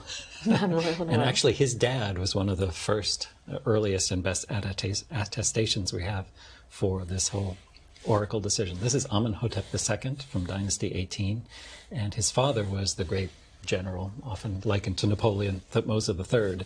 And Thutmose III, as a prince, was picked out of a crowd by the statue of Amun at Karnak Temple. So he's sort of perambulating around, and Thutmose is there, and it stops in front of him. I don't know how many other people were around, how many other princes were there who didn't get chosen. But this is a great propaganda speech, right? Wedding. I'm the one. I've been picked by the god. And it happens again later in the New Kingdom under Ramses IV, the same thing. So he went off to a great military career. This guy was probably the world's first super jock. He was inscribing texts about how he could ride his chariot faster and shoot arrows through an ingot of copper deeper, and they'd stick out the other side, and he could row better. And he's here kneeling, and he's holding 2 little new jars, which are little wine jars, that he's offering to the god. So I brought this along to show, like that Bob Dylan song, you got to serve somebody, no matter who you are, right? So even the king will kneel in this kind of, this pose. And we know he's the king because he's wearing this double crown of Upper and Lower Egypt, the red and white crown, and he has the Uraeus cobra on his forehead. And that's how you can tell who he is. Some of these statues would have a hieroglyphic inscription on the back. This one doesn't, but that would And identify if he wants him. help understanding the future, he's got a whole group of priests at his disposal. He would appeal probably to the statue of Amun in Karnak Temple as he's going off and winning military victories, and tribute is pouring in, and he's building a new pylon and dedicating it to the god and expanding on the temple. That's all part of the deal here. And were there So they have any different concerns. consequences for the priests if they got it wrong? If they got it wrong, they never get it wrong. Just like, I mean, that's the thing, right? What are the consequences for getting stuff wrong? And again, this is something that we see now. Like, North Korea uses, like, God King type stuff.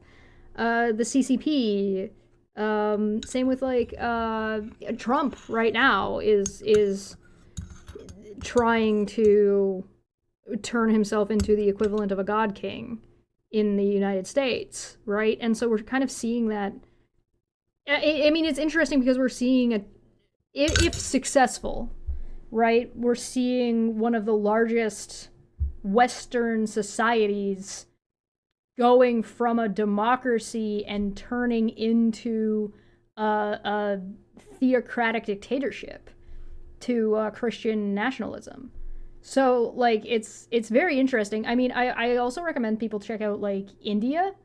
Like, go look at what was going on in India in, like, the 50s and see the turn into, like, this theocratic, oppressive government. Consequences is death, according to the Bible, for getting it wrong. Well, you know.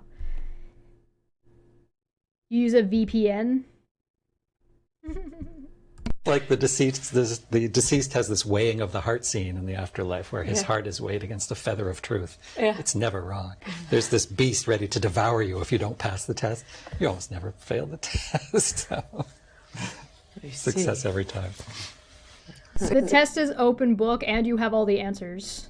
You were asking if people of various status, like the big guys, right, Alyssa, you know, who how did they get their prophecy? When we talk about early Christianity, it's a little bit complicated because Christianity, even before it has the name Christianity, really emerges as an upstart Judean movement of people who are not of high status or elite. And so, you know, as I was saying earlier, the first evidence we have of kind of prophecy in a text that we would call early Christian is this mid-first century, you know, 1 Corinthians of yeah, there's something interesting about, like, I was talking about earlier about societal hierarchies and social hierarchies and the expectations of social consequences in response to negative social behaviors or breaches of etiquette.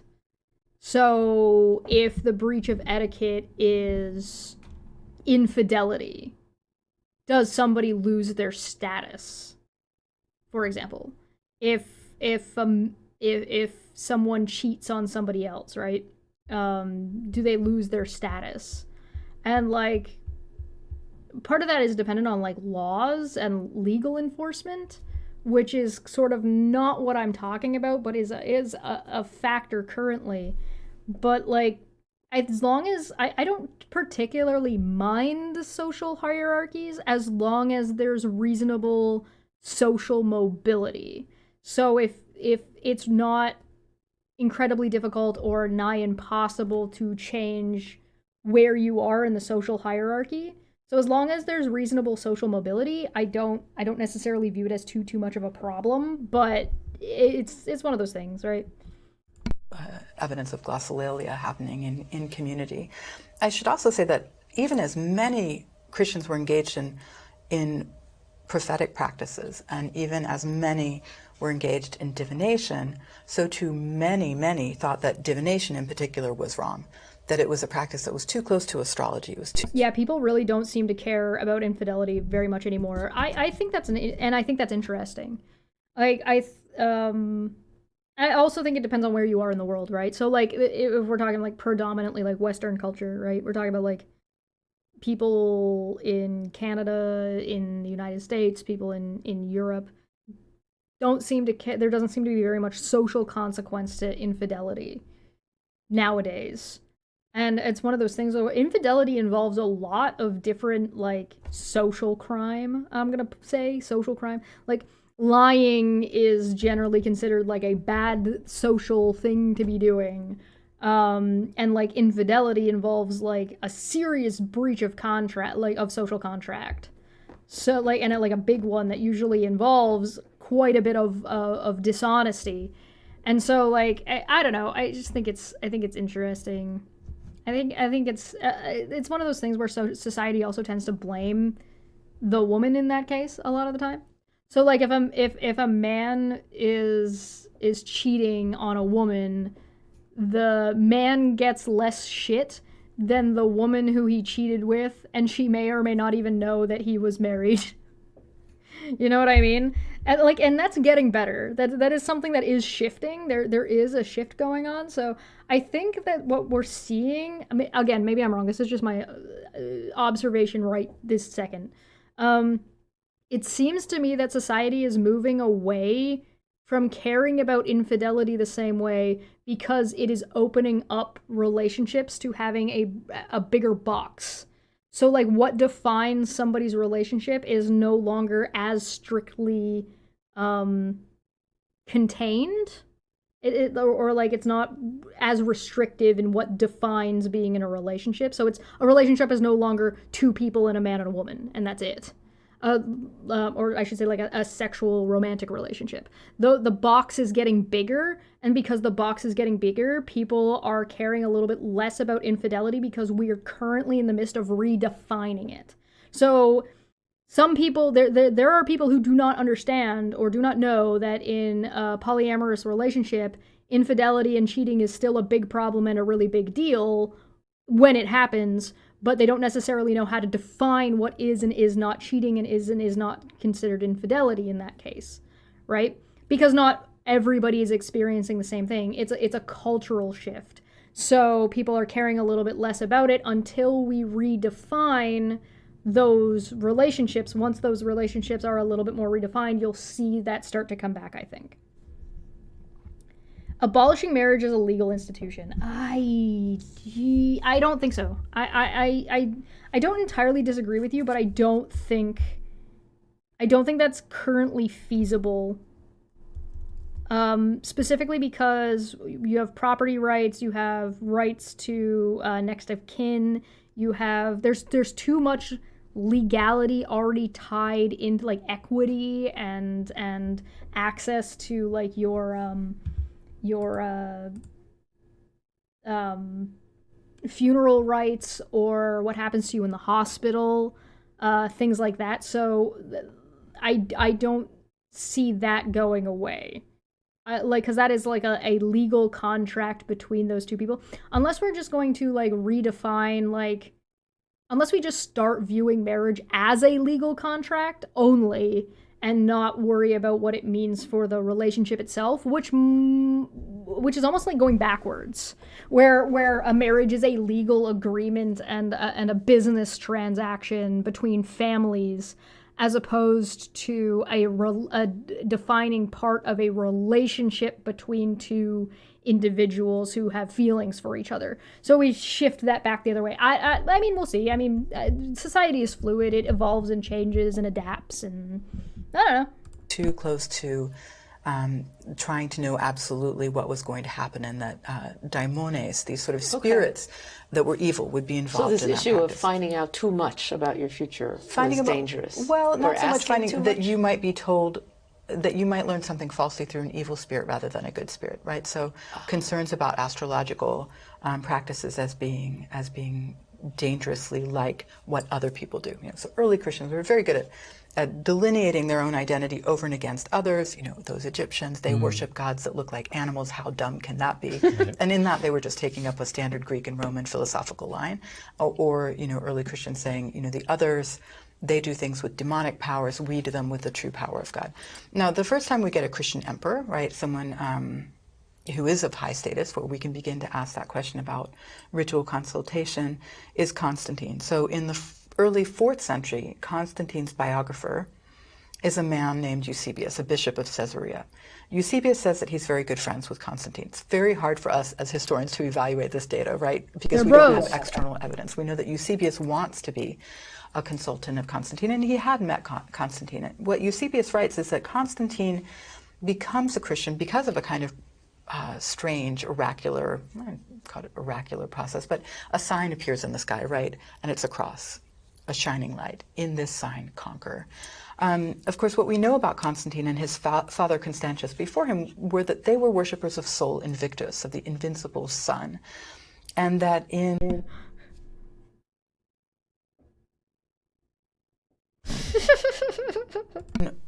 orations that Eusebius says in front of Constantine, he talks a lot about Christ as a kind of sun-like. So Smitty, you say that, but like blood brothers was a thing. It was like a binding thing that you could do where you would like, you are now like, it was basically like a process by which you would become, for all intents and purposes, the legal brother of somebody. So yeah, there was actually, that's actually a thing.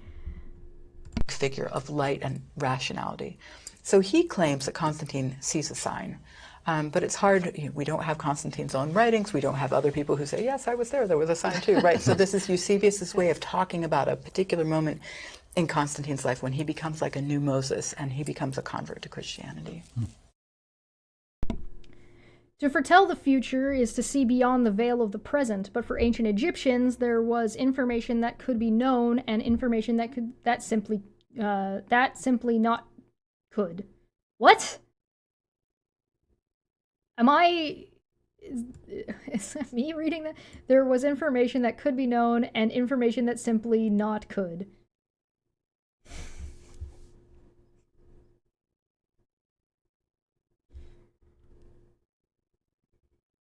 It's not me. Divination could only go so far, and even within the realm of what could be known, there were many different ways of knowing. Many surviving texts display a mix of empirical observation, spells, and incantations, as well as testimony of direct divine intervention. The limits of knowledge, my brothers in Christ. The limits of knowledge. Oh boy.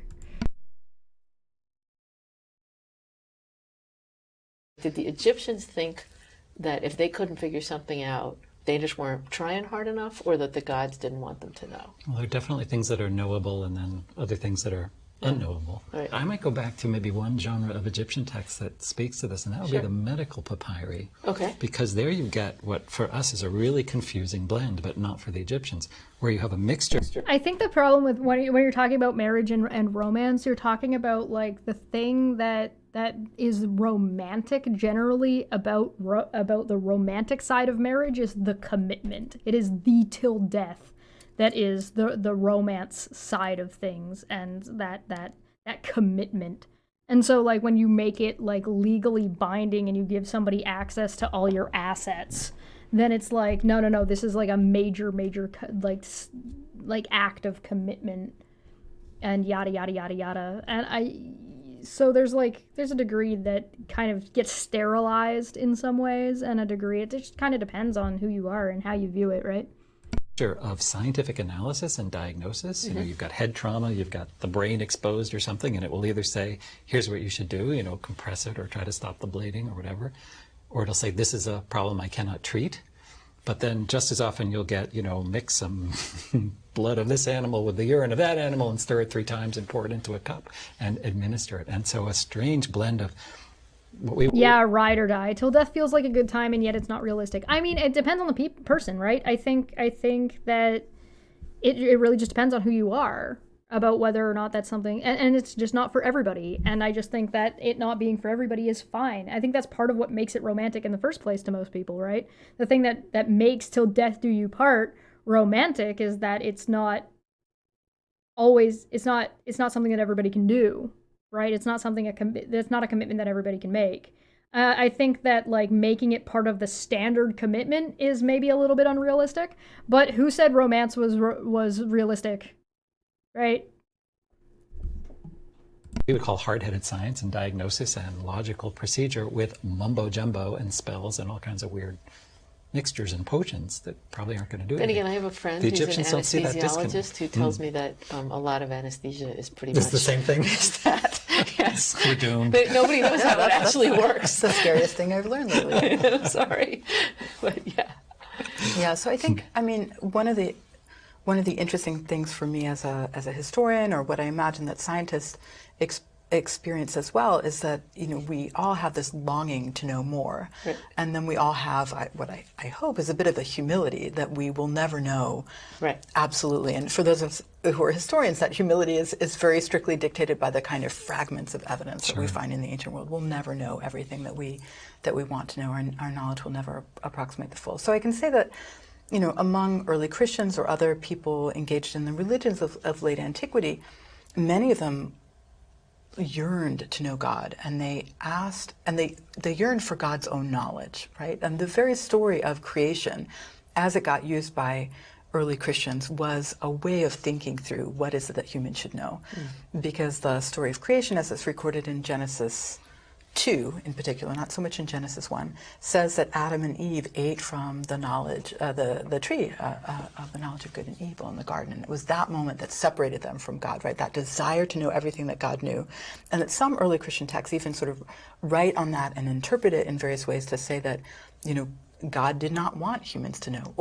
And other early Christians say, God did. They did the right thing by eating that apple. But everything since then has been a sort of downgrading or a fall. That it is only the forces of false gods that are trying to keep us from that complete knowledge. So I kind of like the idea that the idea that Adam and Eve did the correct thing and ate from the tree of knowledge, but that now the experience that we're having, that fall that we're having, is humanity obtaining the knowledge, right? You didn't just eat the apple and boom, you magically have knowledge. Now humanity is getting to have the experience of learning everything that God knows, and that is what we're currently experiencing. I think that's a way, way more interesting interpretation than we're just sinning and so everything is falling into decay. I think it's a far more interesting interpretation to think that not only did Adam and Eve do the correct thing by eating from the tree, but also now everything that humanity is experiencing is part of that obtaining of knowledge. Way more interesting interpretation, not gonna lie. You're asking a really interesting question that has to do with epistemology. Mm-hmm. How much did people in antiquity want to know, and what did they think they could know? Yeah. And we know that some early Christians and some of other religions in the ancient world thought that there were moments when the divine broke into human order and human organization and provided a kind of knowledge that was external to the quote-unquote normal forms of knowledge that we can get. But I think that people in antiquity very much knew that there were ways of pursuing what we would think of as normal standard scientific modes of knowledge. They took a sea voyage. They described every port that they went around. They sat and observed the stars. They wrote down everything that they saw. They engaged in ritual, and they wrote down everything that they thought worked. But then there are these other moments which are highly contested in the record where someone says, God told me X, Y, Z, or I had a vision of ABC. And some people say, yes, wow, that is amazing, and that is true. And others say, well, how do we know that it wasn't Satan or some evil force, or that you're making it up in order to gain power? So we see that debate in the ancient world over the nature of knowledge itself, what kind of knowledge you can gain. I think Christianity would be way more interesting if more Christians knew about the early debates amongst early Christians.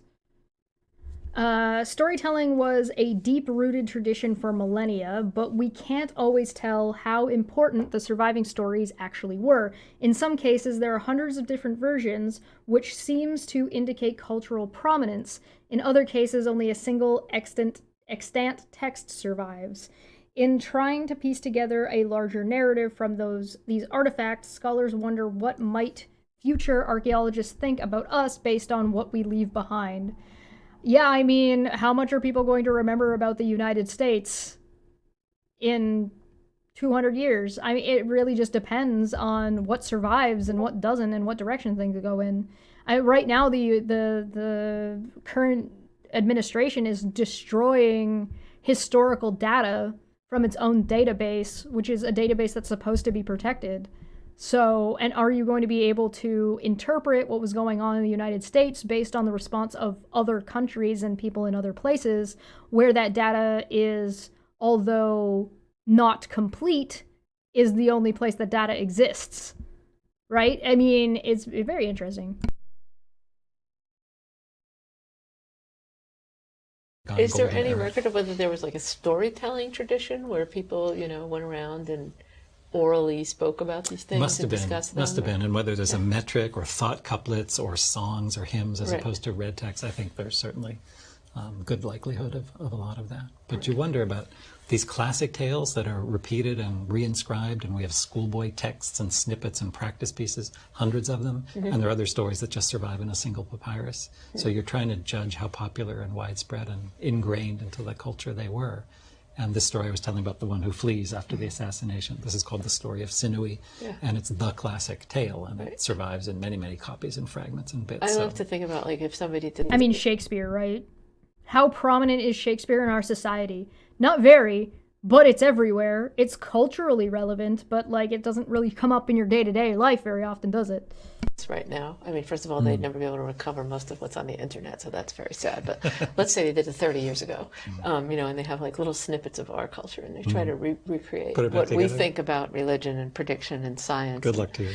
Yeah. Really. I always say this to my students when we come back from touring archaeological sites in Greece and Turkey. You know, if one of the wonderful things about that trip for me is that when I come back to the States, I see everything in ruins, sort of in my imagination. Doesn't sound wonderful, but it means that, After you know, Armageddon. if you think about a mall, you know, it's a litmus test for helping us to run the thought experiment of how are we, when we use archaeological materials today, understanding them wrong in antiquity. Yeah. I mean, it's the same kind of thing as when you look at skeletons. If you look at a skeleton of something that is extinct, and then you turn around and you look at a skeleton of something that is still alive, how accurate do you think your interpretation actually is?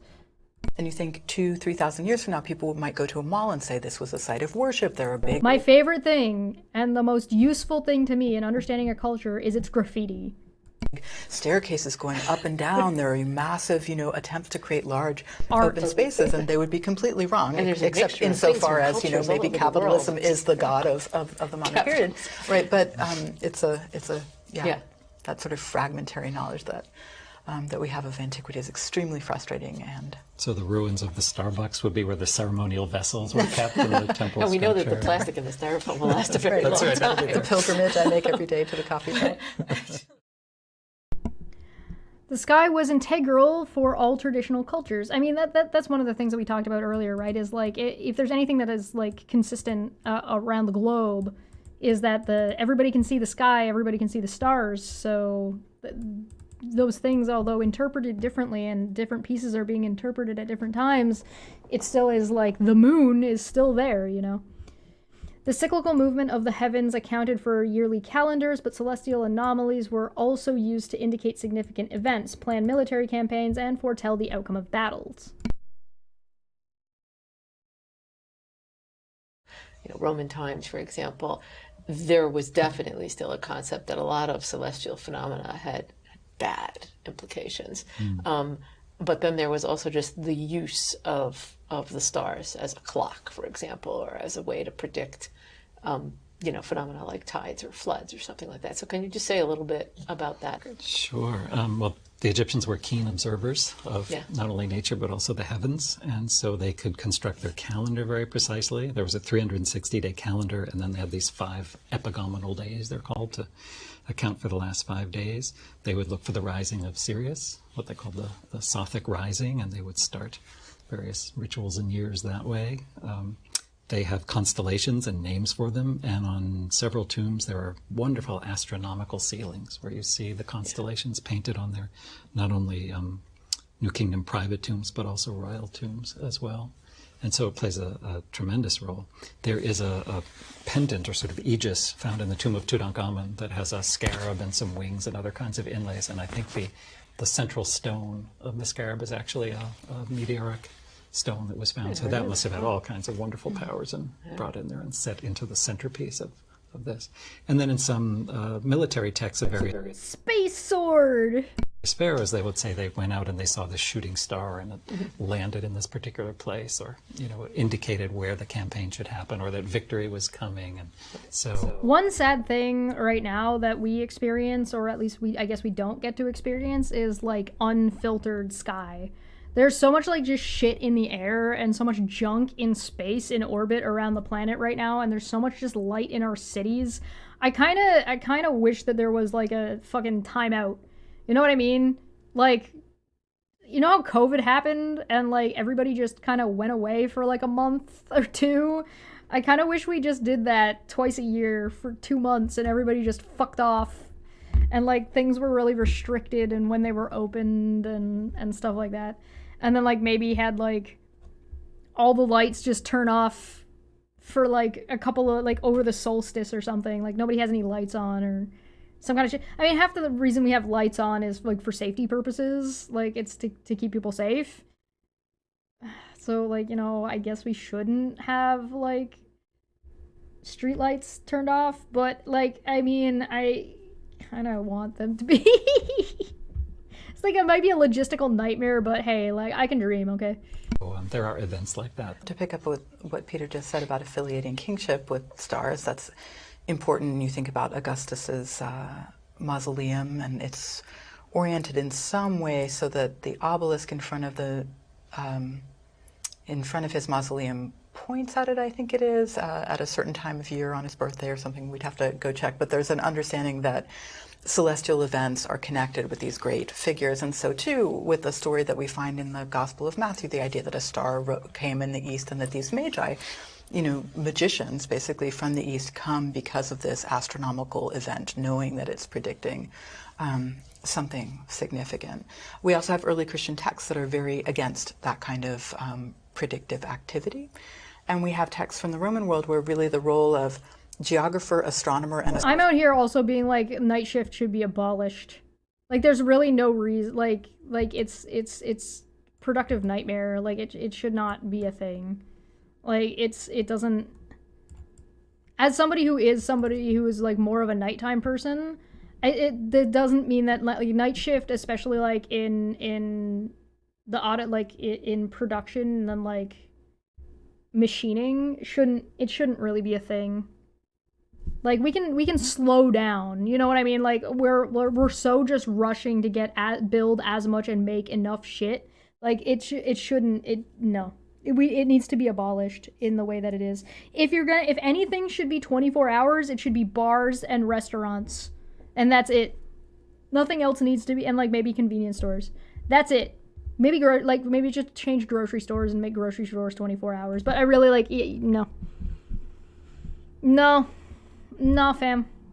Astrologer is sort of mixed again in a figure like Claudius Ptolemy, who's able to look at the stars, talk about their movements, look at the earth, talk about its topography, but then he also makes connections. You know, if you're from a certain region of the world, you're governed by certain constellations, which are governed by certain gods, and so you innately... I also think work should only take up between 4 and 5 hours a day, but that's just me.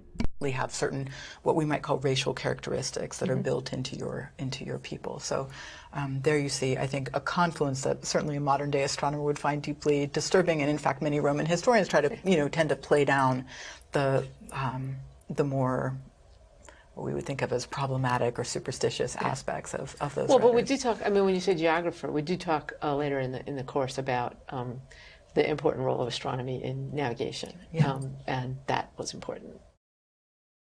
I'll put it this way. Nothing should be open later than 11 p.m. for any kind of like office or mechanical work.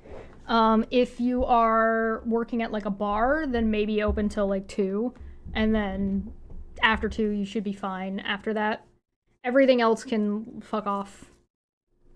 Everything else can fuck off after that.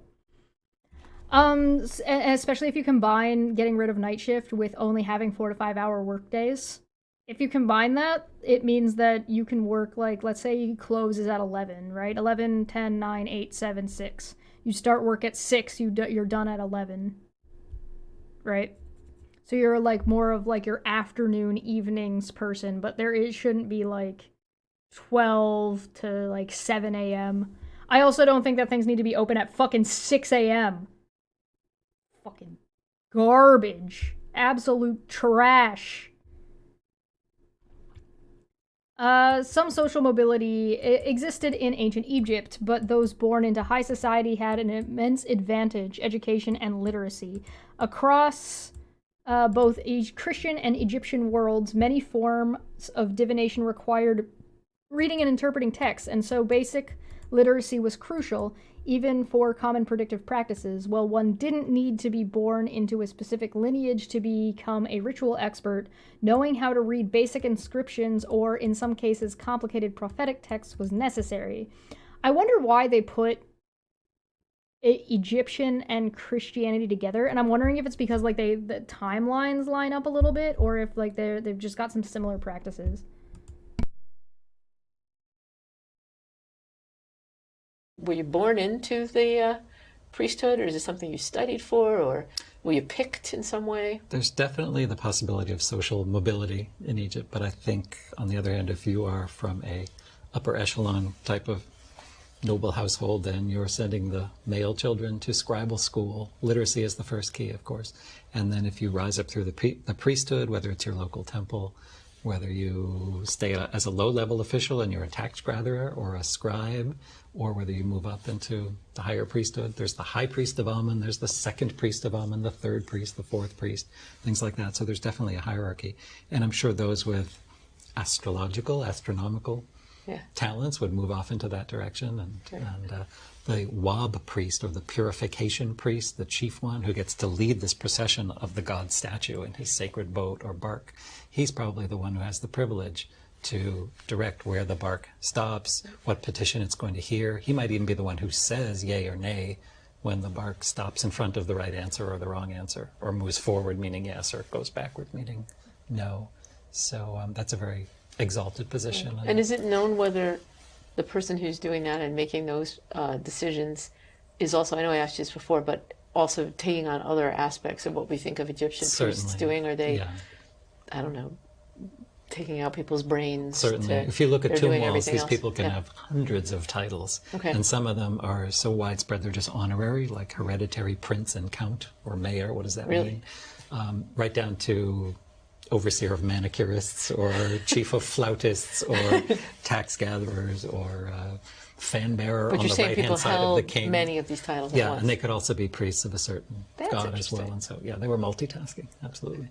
And where does becoming a Christian priest become a specialized Yeah, I'm not sure. I mean, given the conversation we've had, I think the question is, how does someone become the sort of person who has a book of oracles and then they're can not be really consulted? necessarily a priest. How do you get to be a ritual expert? And Peter was just talking about literacy, which I really do think is a key issue in the ancient world. You know, we know that not many people were literate, and we also know that we need to think about literacy not as a binary, but as a kind of Did you know that if you were born into privilege, you're privileged? continuum. So can you read a basic inscription? Can you read a grocery list? Can you read a philosophical text? Or, you know, sort of different levels of literacy. But I think that one of the key issues would be that you can read if people are coming to you to consult a book. And then there's also the question of whether you have some markers of divine authority about you, and what There's also like a massive bias in our education and in our studies, right? Particularly like in the Western society, we do not spend very much time studying East India and Asia.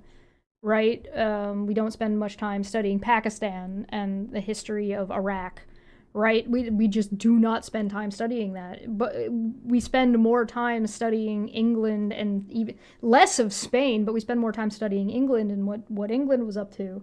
And that's part of that has to do with like just how prevalent the British Empire was. If the British Empire wasn't as prevalent as it was around the world, we wouldn't be studying half of this shit.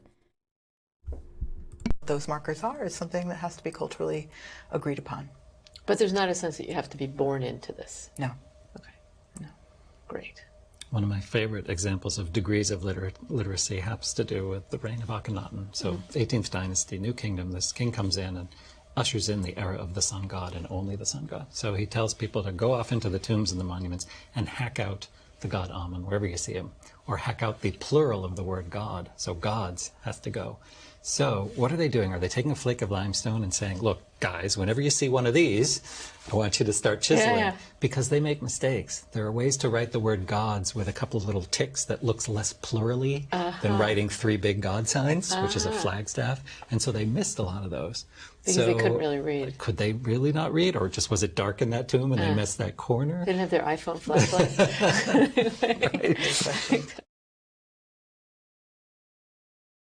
All right, that's we're next into Babylonian, Greek, and Roman. But before we start with that one, we're going to take a quick break. So I'll be back in a couple of minutes.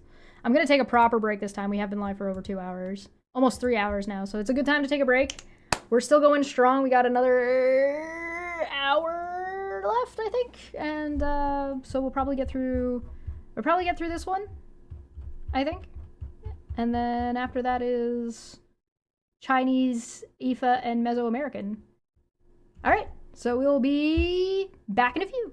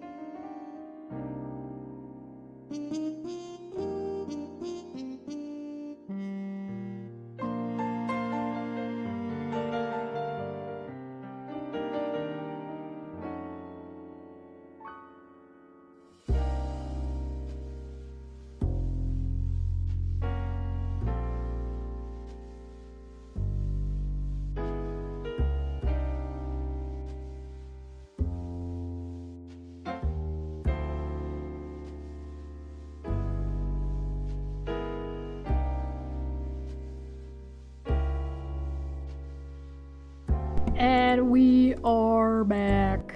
All right. Well, actually, I guess I can leave that on. I just need to turn it down a little bit. Yeah, let's go. Okay. Okay.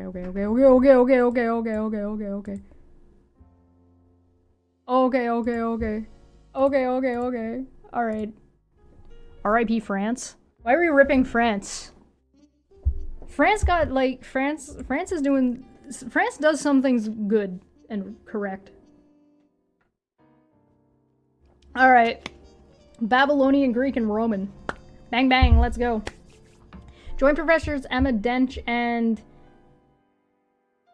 Poiter fuck off for a conversation about ancient Babylonian, Greek, and Roman systems of divination. Professor Steinkler describes the well-documented Babylonian practice of haruspicity and extispicity, or divination by reading entrails of sacrificed animals, and explains how this technique grew from a custom to a full-blown theocratical system. Professor Dench relates how some Babylonian divinations continued to develop in the Greek and Roman worlds, and also shares other predictive systems like the famous Oracle of Delphi, Roman augury, divination by flight of birds, as well as less-known systems like observing the eating habits of sacred chickens. Thanks, Stop the Stupidity, for 5 gift memberships. Enjoy, everyone. Enjoy your pucks in the chat, and your screeching goblins, and your dumpster fires. Haruspicity had deep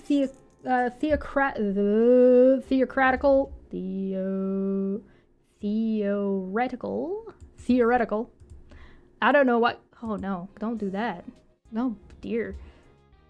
Haruspicity had deep theoretical underpinnings and relied on the idea that the future was predetermined and known to the gods. By sacrificing an animal, diviners could petition specific gods for answers to questions about what lay ahead.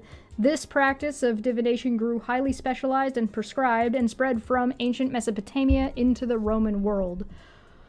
I'm really warm, by the way. I'm like, if you see me doing this, it's because I got warm real quick a couple minutes ago. So let's go.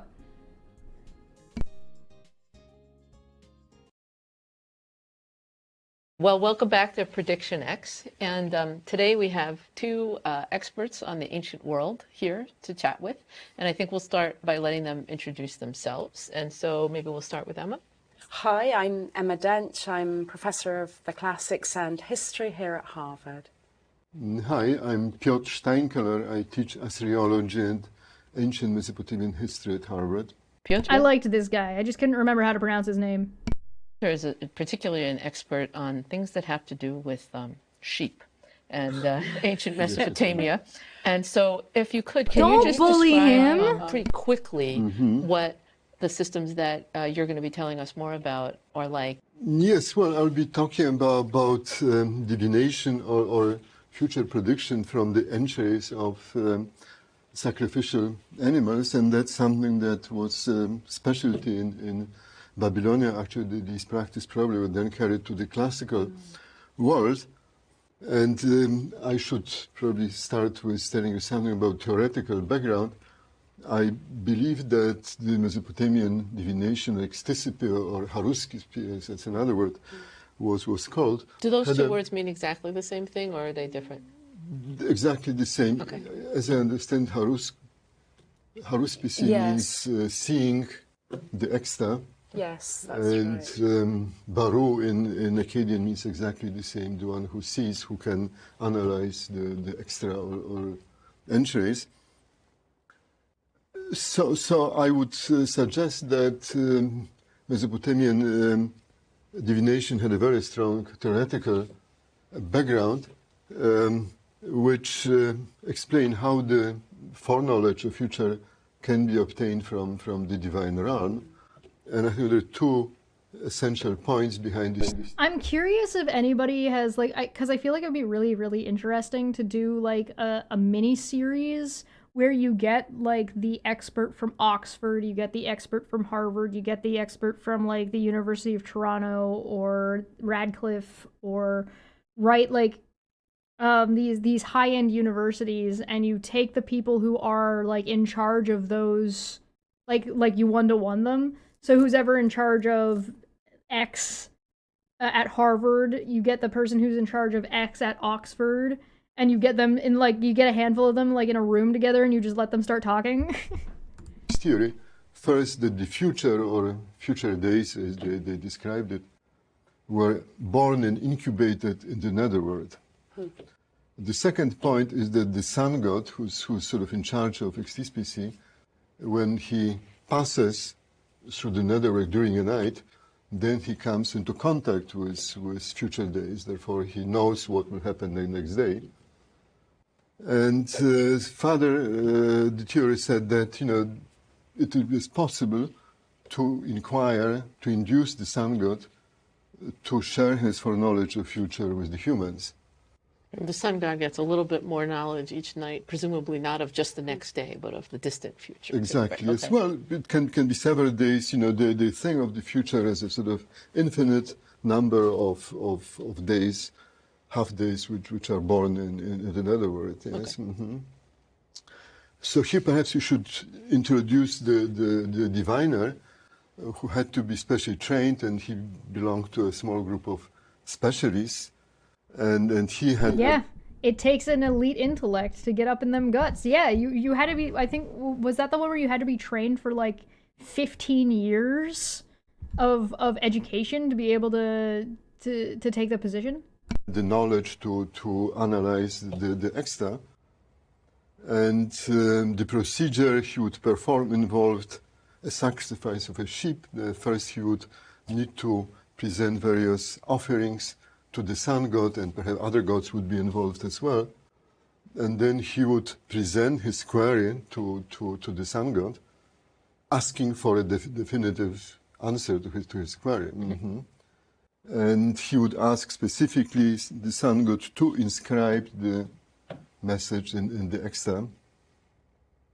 And then he would sacrifice the sheep, yes, and open it up, and then he would go over, perform an autopsy of the sheep. And there is you have a manual which describes exactly what he should do, how the order in which he should examine the sheep, and it should be done first for the right side and for the left side, and then he would add up all the negative against all the... I would, like, this job seems so gross to me. Like, I wouldn't want to do this job.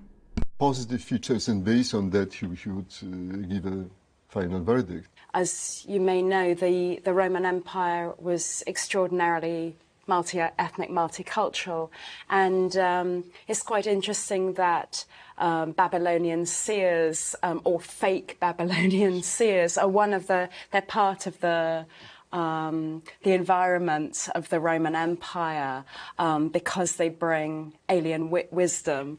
That's quite, yes, it's quite interesting.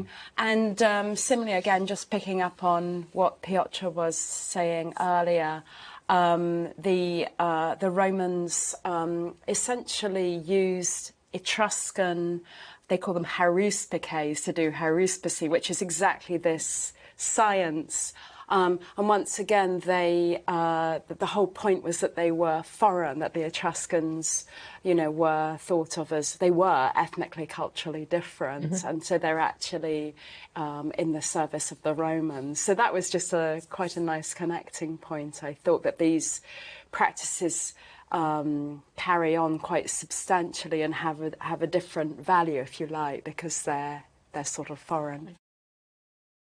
There's a lot of bathing that takes place in these kinds of things, where you have to like purify yourself before and after readings. So you might, believe it or not, these people might have been a lot cleaner about it than you might think, even if it was just incidentally as opposed to intentionally. Predicting the future was crucial for matters of state, but knowing what lay ahead was just as important for everyday matters as well. While some divination looked to nature for signs and omens, most people didn't have time to wait, so the diviners would provoke signs through special practices. To meet the demand from every layer of society, diviners developed a variety of techniques, from exclusive sacrifices and sacred chickens to the more common spreading of oil on water or casting dice.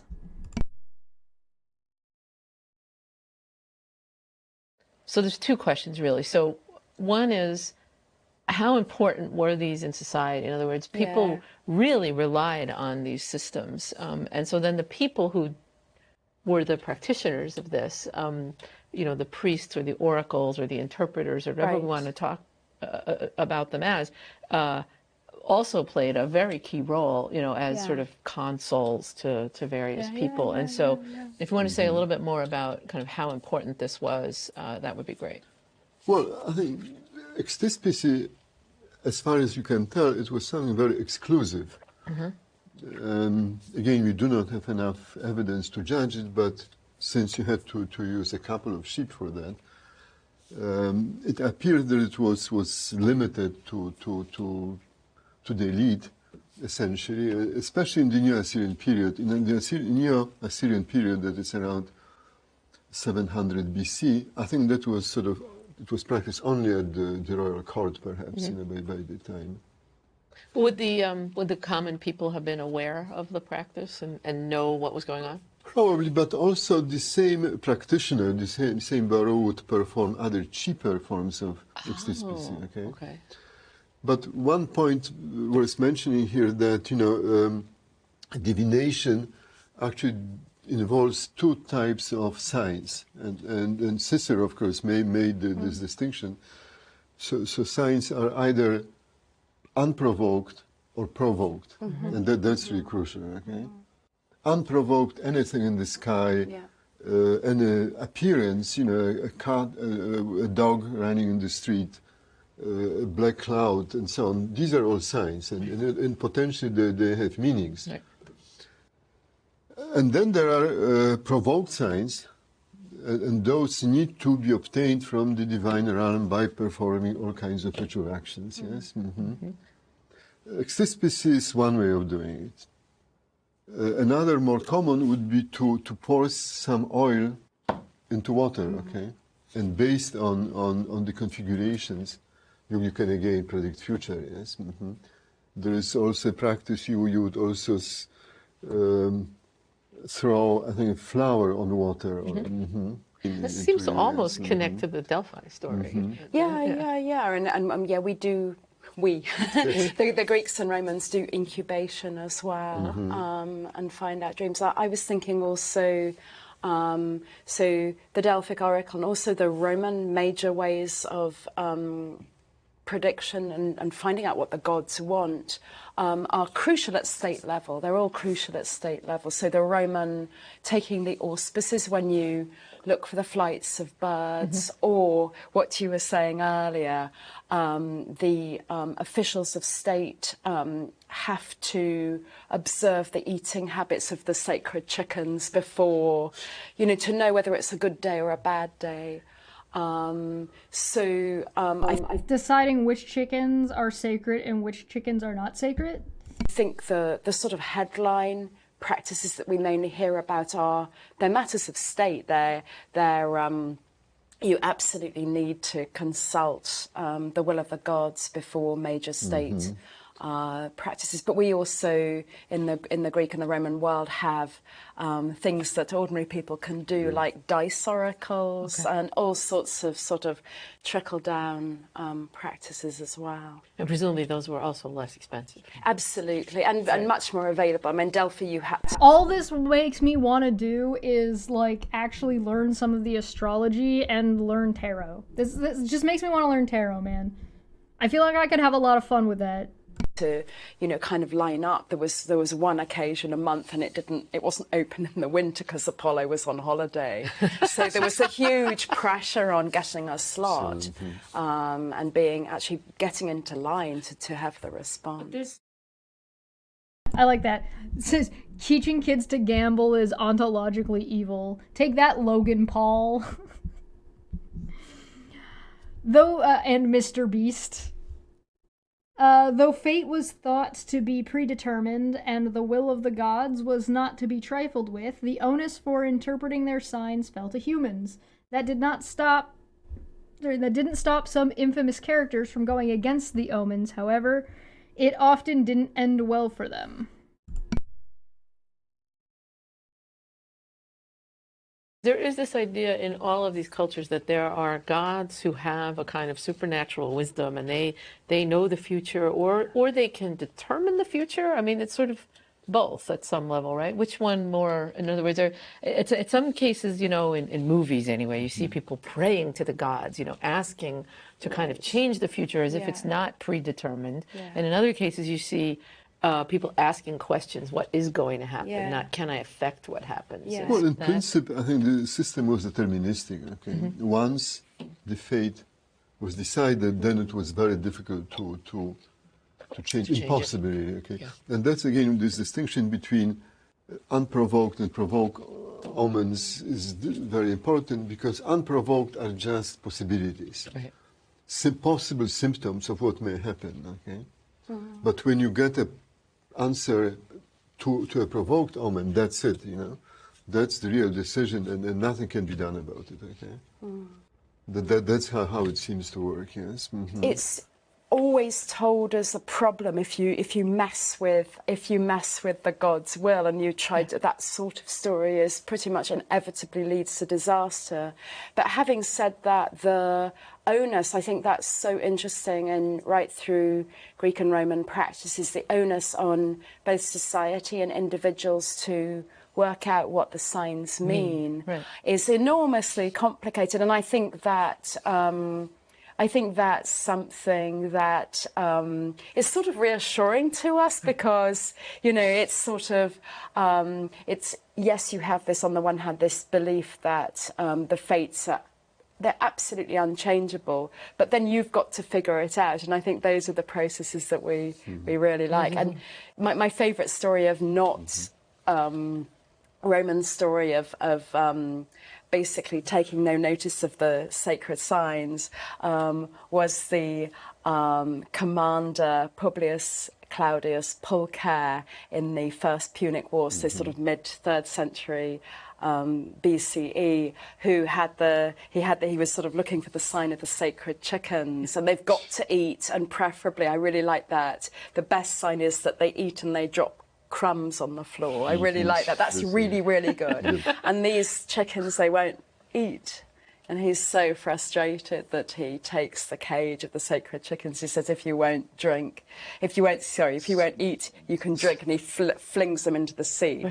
And then he loses the sea battle. So you mustn't go against the gods. Well, similar things happen in Mesopotamia. There's a famous... I mean, there are lots of stories, like even modern stories, where the character is trying to go against fate.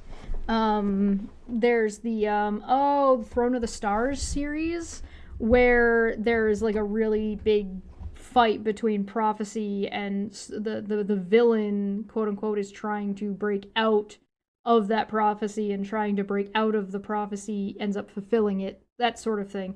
And like that's a pretty common situation. Like, I mean, one of the main ones I think people would recognize is Darth Vader, right? Like Darth Vader is trying, like Qui-Gon Jinn knows what the prophecy is, Yoda knows what the prophecy is, and in trying to like Qui-Gon is trying to sort of follow the prophecy, and then he dies, and when he dies as like the sort of director of what's going on, and it gets taken over by Obi-Wan, who is not privy in the same way. Yeah, excuse to play Duel of the Fates. And then you have like what ends up happening to Vader. Did he or did he not actually fulfill the prophecy? And like you can debate that amongst Star Wars fans, right? Did Vader actually complete the prophecy? And like the Chronicles of Narnia do the same kind of thing. There's like lots of stories like that. The case of Naram Sin, the great old Akkadian ruler who deified himself, and that's of course that's a story, literary piece, and he wanted to rebuild the temple of Enlil Nippur, the chief Sumerian god, and he wouldn't get omens for that. He tried again. Again, no. Nobody's telling him anything. And then he got really angry and decided to do anyway, which eventually apparently brought an end to his empire. Wow. So did he get no omens, or did he get an omen saying don't do it? Don't do it. He got information saying don't do it, and then he did it anyway. That's right.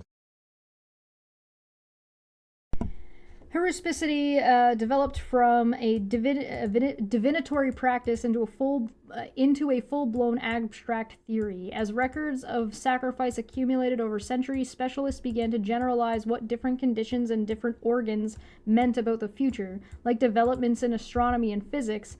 As more and more data were documented, what began as a hands-on practice turned into a theoretical and sometimes very speculative predictive system. There is this problem, right, of kind of that there are things that can be interpreted as omens all the time, and there are questions you can ask all the time. And again, this came up with comets, right? If comets are supposed to be a sign of something, and there just are a lot of comets, and then there are a lot of wars, and sometimes people win and sometimes people lose, then which comet meant you were going to win and which comet meant you were going to lose, right? And so there's a theory that gets built up over time about the subtleties of the interpretation. And you've mentioned before, Piotr, that the system of using sheep, all of those systems eventually led to a completely theoretical system. That's right. Only in those late Assyrian. I wonder how much like the sheep's diet and the conditions of which and the age of the sheep ended up affecting, and if there's any actual real predictive power. So like if a sheep is growing up in a drought season, it'll have specific things, and is there any actual predictive power that we could ascertain from knowing the situation in which this sheep was brought up in, and how it affected their body? Like, I don't know. I mean, maybe, but I'm not really. I don't think so. Not without other information. You know what I mean? Like that wouldn't be enough to. That wouldn't be enough to like ascertain anything properly. Queries that in addition they make all kinds of stipulations of the elements that should be omitted by sort of ignored by the deity. Well, that's the question, right? Smitty's like, could you affect the prophecy by making sure the sheep had like specific dietaries or like had specific like situation? You know what I mean? Prediction. Various kinds of, for example, pollutions, which may, for example, if the place where the stispicy is to be performed was accidentally polluted by some impure person, or and it's like cancelled. In other words, if it's polluted, then all bets are off. Well, they should be ignored by the god, or contaminants. So you really compare it to contaminants in when you in science, in science. Right. Yes. Today, right now, we are going through the introduction of something called PredictionX, which is a Harvard course. The link is in the description if you want to check it out. And we are currently on, what are we on? Babylonian, Greek, and Roman. So we're learning about divination throughout history. or if the haruspics mispronounce a word or mumble something, it wasn't very clear. Yeah. So ignore it, just, assume that this is okay. So that adds an element to interpretation also, right? Scientific, but, Right. this is really, that's what strikes me, how scientific the whole thing is. Right. Yes. But, we can, and this is, of course, connected with the development of written forms, because for millennia they did it without any recourse to writing. You'll notice that like it starts evolving when they start writing shit down, right? Yes, that was part of oral law, and they memorized different. It's like, I think I would compare it to playing chess, and you can memorize thousands of different combinations, and I think all this knowledge was memorized, of course. Yes, these different particular. But around 2000 BC, they began collecting, making copies of those, just as a reference of particular combinations of extra, which must have been connected with exceptional events, the sudden death of a king or something like that. And these are written descriptions or pictorial? At first, I think these are just a model, okay? A model. Then, okay, they would add a description and would say, this is what the entries look like when King Amarsin died, for example. Yes, okay. So this would be probably the second stage, and then they still use a clay model, but change it into sort of extrapolate in the way when a king dies, okay, the liver should look like this, okay. But it's still yet a specific case. Finally, they disregard, sort of those models, and they begin writing on tablets, and they would say, if such and such a feature occurs in the ancients, then a king will die. Okay. And from now on, and so this may have been this one model. Extrapolating knowledge can be dangerous, right? So I've done anybody who's watched like the Company series and like the legal stuff going on there, I have taken something that somebody says and I have extrapolated that from like the thing that they've said, the things that have happened so far, and then I kind of combine that knowledge and I infer and then I extrapolate, right?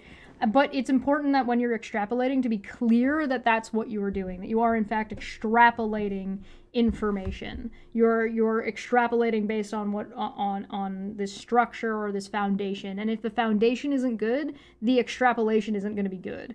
So you can do that with political predictions. You can do that with any kind of like social expectations.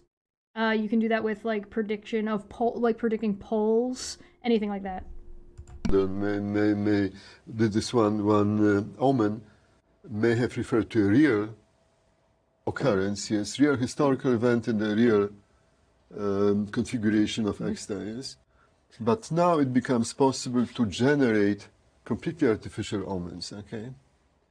Because, if there was, for example, a gate on the left side of the liver, yes? That's a feature of the liver. Of the feature of the liver, or it was like a geography, and like a little town, and the soldiers, and so you saw it, okay?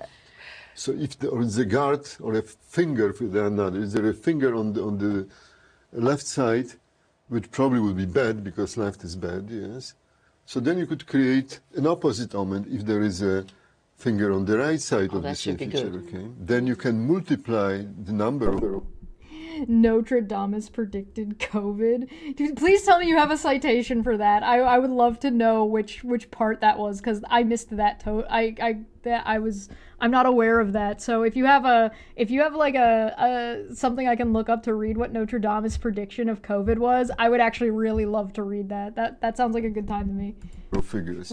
If there are 2 or 3 or 4 or 5 fingers, sometimes they go up to 10, okay? And then numbers, again, would have lucky and unlucky meaning, yes? So you could, with this, you could create already 20 new omens, yes? So you no longer need to go and kill any sheep, yes. You just sit at home and you know, speculate and create all these omens, yes. It reminds me of a story of in physics where people collected, or astronomy, people collected a lot of data about the stars and about the heavens, and then eventually people like Kepler and Copernicus came along and started attaching math to this data and being able to predict things from data, and then people like Newton came along and said, no, I don't even need any data, I can derive equations that are going to tell me the future if I just put in hypothetical inputs. Many diviners were highly specialized. Some were members of lifetime priesthoods or descendants of a particular lineage. Others were trained through the age-old practice of apprenticeship.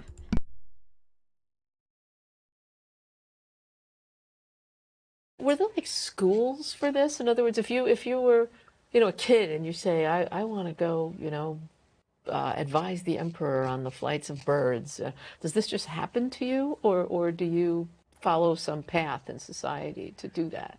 I think, like anything else, honestly, I don't know, but I believe that it would be most of the ancient world basically runs on either learning on the job and or apprenticeship, so that you would, you know, follow the practice. I'm curious about how augurs and people who like trained messenger birds interacted, or if they did interact. Because that would be that'd be an interesting intersection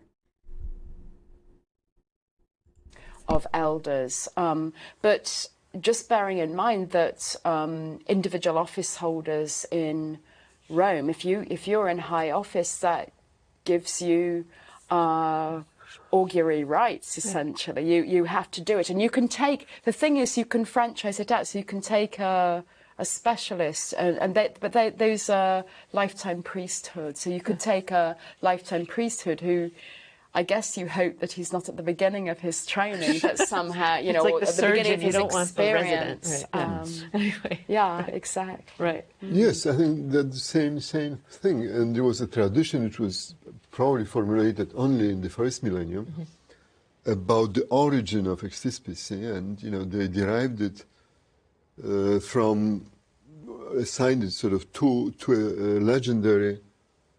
An augur is trying to read a bunch of herons that just took off, and some fucking messenger pigeon just fucking streaks through, fucks up the whole scenario. The king of Sipar by the name of Enmeduranki, who ruled before the flood. So that's really ancient times, yes. And he was selected by Shamash and Adad to become a diviner, and he was trained by them, not just in divination, but also, you know, the different forms of divination, also astronomy and so on. And then he was told to spread. There does seem to be like a sprinkling of astronomy in everything. This knowledge to throughout the country, and then the instructions about how he should look. I mean, he should know physical defects, and he should come from the right lineage, you know, from priestly lineage and so on. So he needs qualifications, yes. Me and Templar are on the same page. Some divination was site-specific. The prophecies of the Oracle of Delphi, for instance, took place only at the Temple of Apollo at Delphi. Other practices like augury or haruspicity, I've listened to it. I've said it so many times, and I'm at the end of my brain power. Could take place anywhere the necessary components were present. In the case of birds in flight or an animal and purified grounds. It seems like there's like a geographical question too. You just said, you know, it should spread things, and we were talking before about the Oracle of Delphi, where there's a specific place that people have to go, and so in some cases you want. Yeah, Elon's Starlink can fuck off forever. You know, birds are everywhere. You can just look up at it. It's hard to get a sheep sometimes. Certainly hard to find an oracle if you're not in Delphi. And so. Was there a concept of sort of portable divination versus a center of divination? My impression is that, you know, it could be performed anywhere. Just the site, even when I mentioned those prohibitions that shouldn't be a polluted place, somehow But of course, these diviners travel with the king all the time, and that was the whole point, to be on an expedition. And so I believe, it could be in any purified location. Yes, there was no temple. So you can basically set it up to work. No, not like Delphi, where it had to be a holy spot. No, that's actually not the case. Yes. So there aren't, so archaeologically, it's not like you're going to find some place that you want to excavate specifically as some not center of at all. divination. No, that's so universal, something that they would. And in the Greek and Roman world, was it associated with temples or anything? It's really interesting. So it depends. It depends absolutely on the practice. So oracles are generally almost inevitably place specific, and it'll be often a temple, but a sacred place. But other kinds of, a Roman augury, there are a lot of practices which can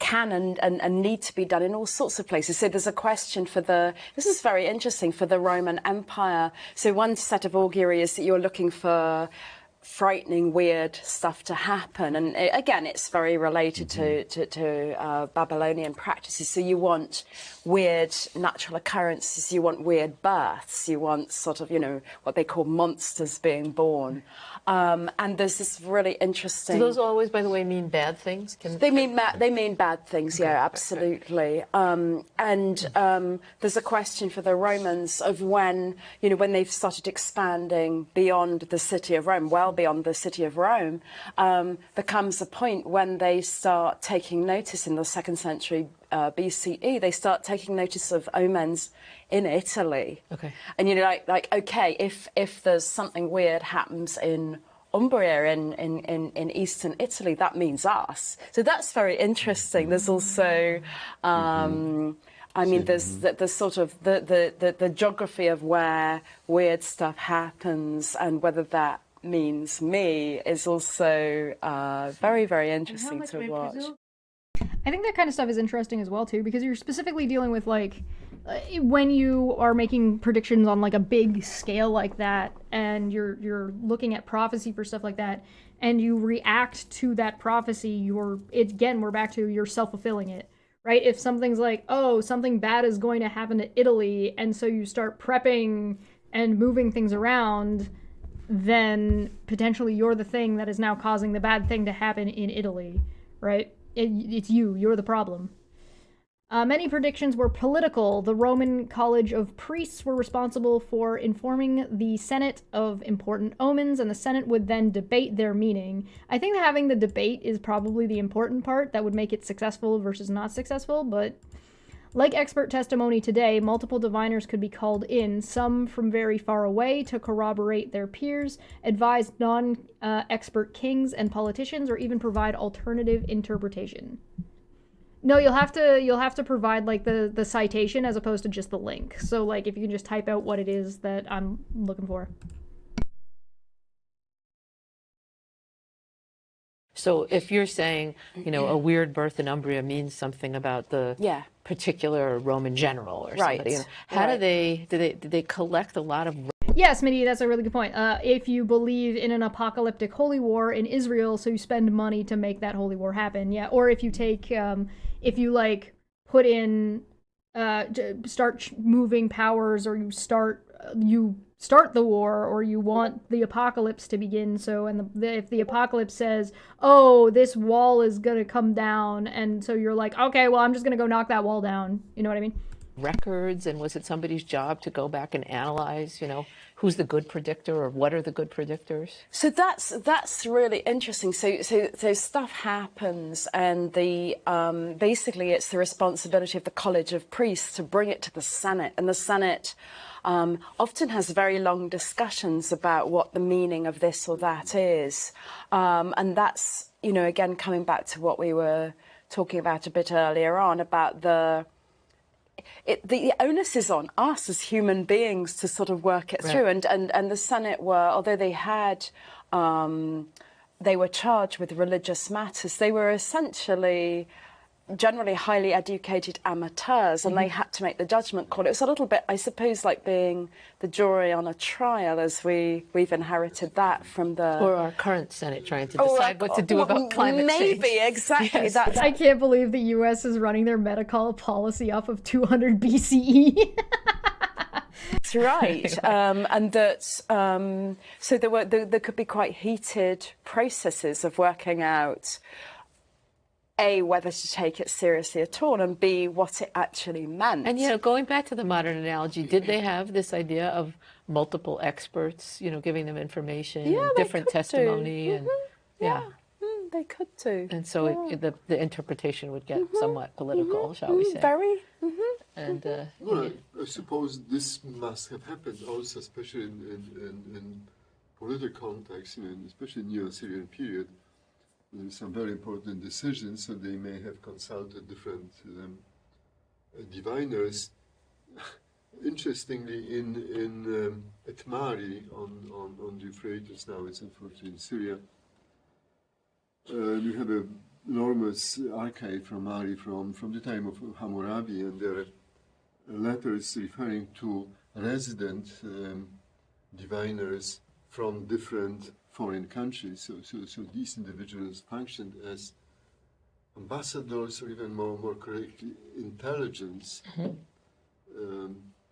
officers. I got it. So Hammurabi had his haruspices working in Mari, and they instruct and try to stay together with the diviners of the king of Mari to get some insight. to see what they can learn, yeah. That's right, yes. Superstition was as alive in ancient times as it is today. While some modern superstitions harken back 2,000 years, many underlying assumptions about the world have changed immensely. In Greek and Roman times, Professor Dencht argues that not believing in the gods would be like not believing in science today, and in all ancient cultures, our contemporary disciplinary divisions simply did not exist. So many so-called priests were also astronomers and astrologers, philosophers and mathematicians, advisors and diviners. What kind of event in life, do you know, would be sort of the worst sign or the best sign? In other words, what was sort of commonly taken as really important? Quite a lot of the things that that we've inherited as popular superstitions. It's Friday the 13th It's today. Yes, I've forgotten. Oh my goodness. Since I was born on the 13th, I think 13th you were is a born lucky on my number. Oh, there we go. There we go. So actually, some very bad things were associated. There was a lot of colour symbolism, which we find very uncomfortable, but was largely inherited, certainly in our parents' generations. So black animals crossing your path, or black people springing up. Like a black cat. Exactly, exactly.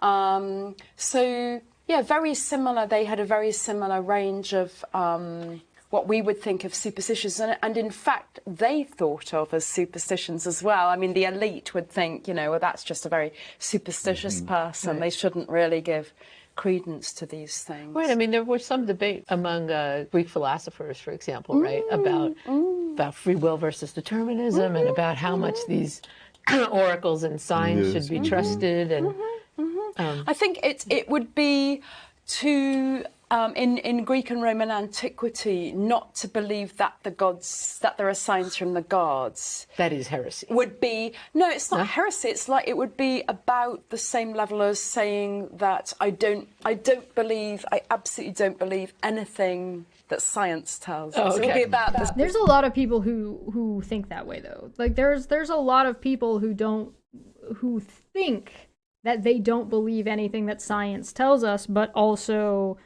hypocritically benefit and utilize science. So like flat earthers existing on the internet, right? Like the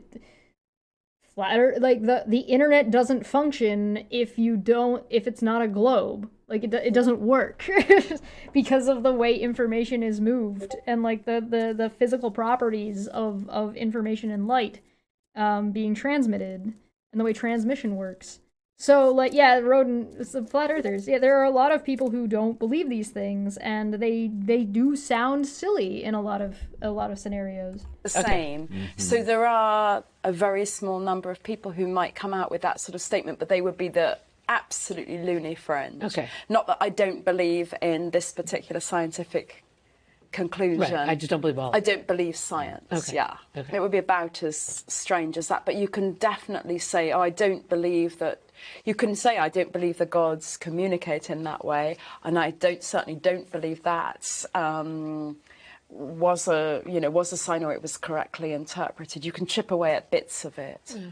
And do you see any evolution from Greece to Rome of a change in opinions, or they're basically putting about as much faith in oracles and signs? I think it continues quite a lot. It actually does die down, does stop in certain forms, in history writing, in the later empire.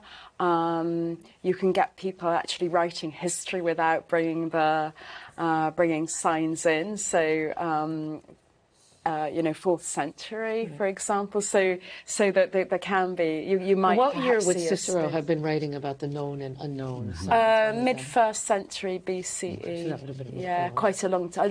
But Cicero is certainly sort of skeptical and questioning, and that's mid 1st century BCE. Well, the Babylonians didn't have a word for science, but they had the word for knowledge, and they were often called the House of Knowledge of Nisaba, who was the goddess of writing, but also of mathematics and astronomy. Right. So they thought of it as one package, really. Writing, mathematics, and the same and people, astronomy. the diviners, actually, they would also engage. They were trained as mathematicians. So they could make plans, and they be able to make astronomical it's very interesting. Purely technical, and again, I'm not talking about some mumbo jumbo. This is really real data, data, and that to them it was part again all connected in science and with this very strong divine sort of foundation. Yes. Everything that humans do can be like whittled down to trial and error. I think that's going to be something interesting to students in divine the course theory, to sort do. of, behind it, sort of how it's Right, to put yourself in that mindset, or the mindset where not believing in supernatural gods is like not believing in science. Yeah. All right, so the last one is Chinese Ifa and Mesoamerica, and I think I'm gonna try. We'll try to get through this one. And because that'll be the introduction done. So let's get through this one. I'm just gonna quick run and be right back. I just gotta get another drink real quick, so I'll be back momentarily, and we'll try to get through this one as well.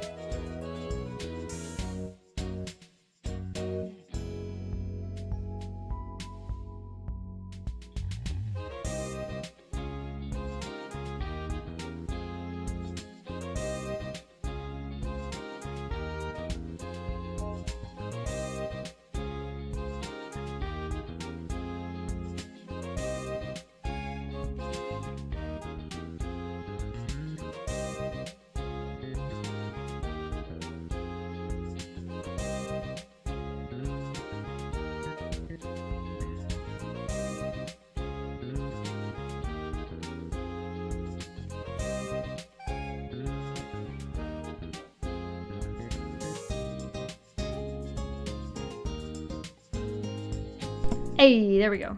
All right. Chinese, Ifa, and Mesoamerica. Join Professors Jacob, Rowan, and David as they discussed Yoruban Ifa divinations of West Africa, Chinese oracle bone burning, and Mesoamerican ritual sacrifices and omens. These systems span 3 continents and over 3,000 years of history. Professor Olupona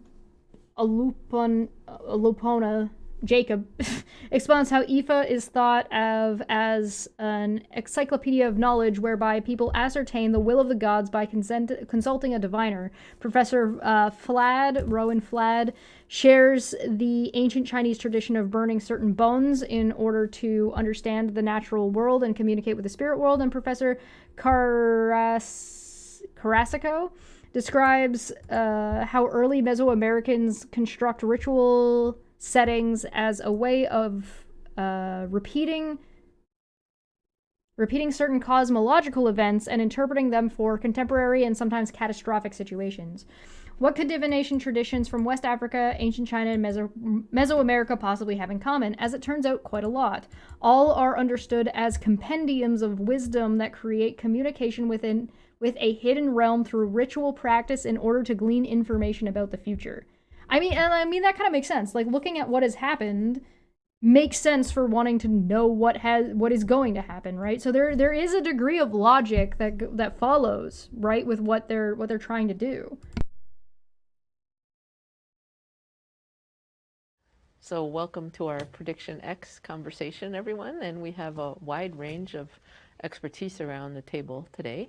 And what I'm going to do is just thank Jacob Olupona for coming, and Rowan Flad and David Carrasco for coming and joining us today. And I'm just going to ask that everyone introduce themselves and the particular systems of divination or prophecy or prediction making of any form that interest you and that we'll be comparing and talking about in the conversation today. So Jacob, why don't we start with you?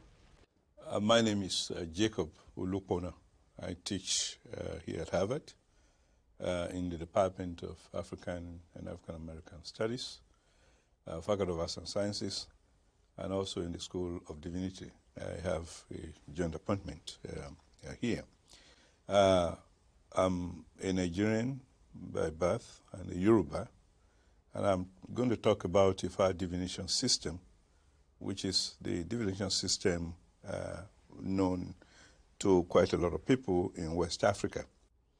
It's a system of geomancy, and it is through this system that the Yoruba people believe that they can ascertain the wills of the gods, of the deities, by going to the diviner and consulting with him and finding out what is in store for them.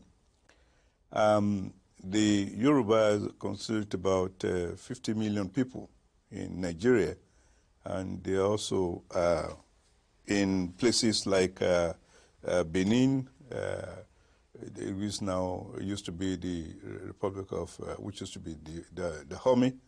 You find them in Togo. You find Yorubas also in the diaspora, in Cuba, in Brazil, and of course in Europe and America. The Yoruba believe that Ifa is a system of knowledge. It's an encyclopedia of knowledge. And that there's no problem, no question that we are faced with that Ifa will not answer. So in the olden days, in the ancient past, people will consult the diviner to find out what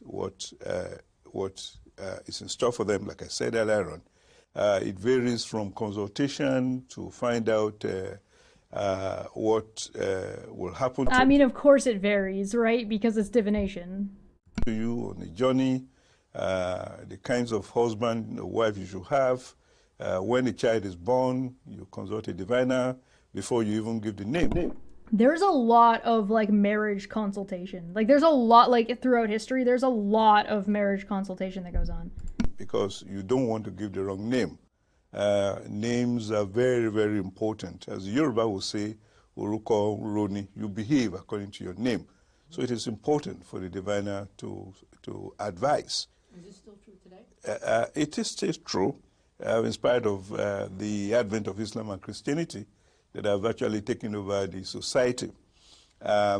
You if you tell me your name as a Yoruba, I can say a lot about you, even if I don't know you, or I don't even know, much about you. From the name, I can tell you. I mean, things like that make me think that it should be more common for people to pick their own names at, like, coming of age.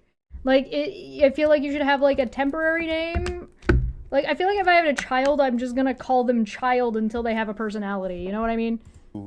Your lineage tradition, the kinds of gods or the deities that, that are worshipped in your family. Well, thank you, Jacob. So, Ron. Alex says it's almost like relationships are hard and people hate putting in work. Well, there's that, and also, like, marriages were not always about, like, prior romantic feelings. That relationships were political, or they're about business. So you want to find people that were... There'd be a two-pronged process, right? You've got the process of, is this an advantageous deal for business, but also, is this an advantageous, like, are these two people going to be compatible? And so they don't want to waste their time building a relationship or attempting to build a relationship when this is a business transaction, right? So I'm Rowan Flatt. I'm also a faculty member here in the Faculty of Arts and Sciences. And to build off of something that Jacob just said, one of the things that's interesting about the Chinese divination system that I've done some work on, which is oracle bone divination, a type of divination that involves the burning of certain types of bones in order to the bones are back. The natural world and communicate with the spirit world, is that there is this use of divination as a medium to communicate, to understand what the spirits, what the high god, in the case of the Shang, for which we know most about the divination system, were involved. Right. Okay. So David, I know you studied many different systems, but can you tell us about a few of your favorites, and then we'll come back to the details. Yes, I'm David Carrasco. I'm in the Department of Anthropology and also in the Divinity School. And when I think about prediction, Carrasco, I tend to think of it, because I'm a historian of religions, as really about repetition and interpretation of repetitions. And in Mesoamerica, where I really focus my work, in the history of Mesoamerica, there's really sort of two types of divination that I'm interested in and prediction that I'm interested in. And one has to do with the way in which people construct ritual settings, especially those that involve sacrifice, as a way of both repeating certain cosmological events and also interpreting them for their contemporary situation.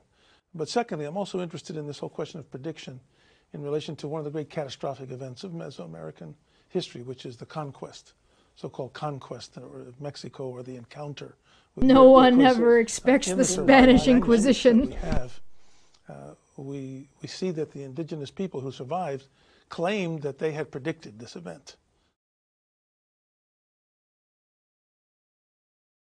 Many divinatory practices conceive of a hidden or unseen world operating just beyond the veil of the visible.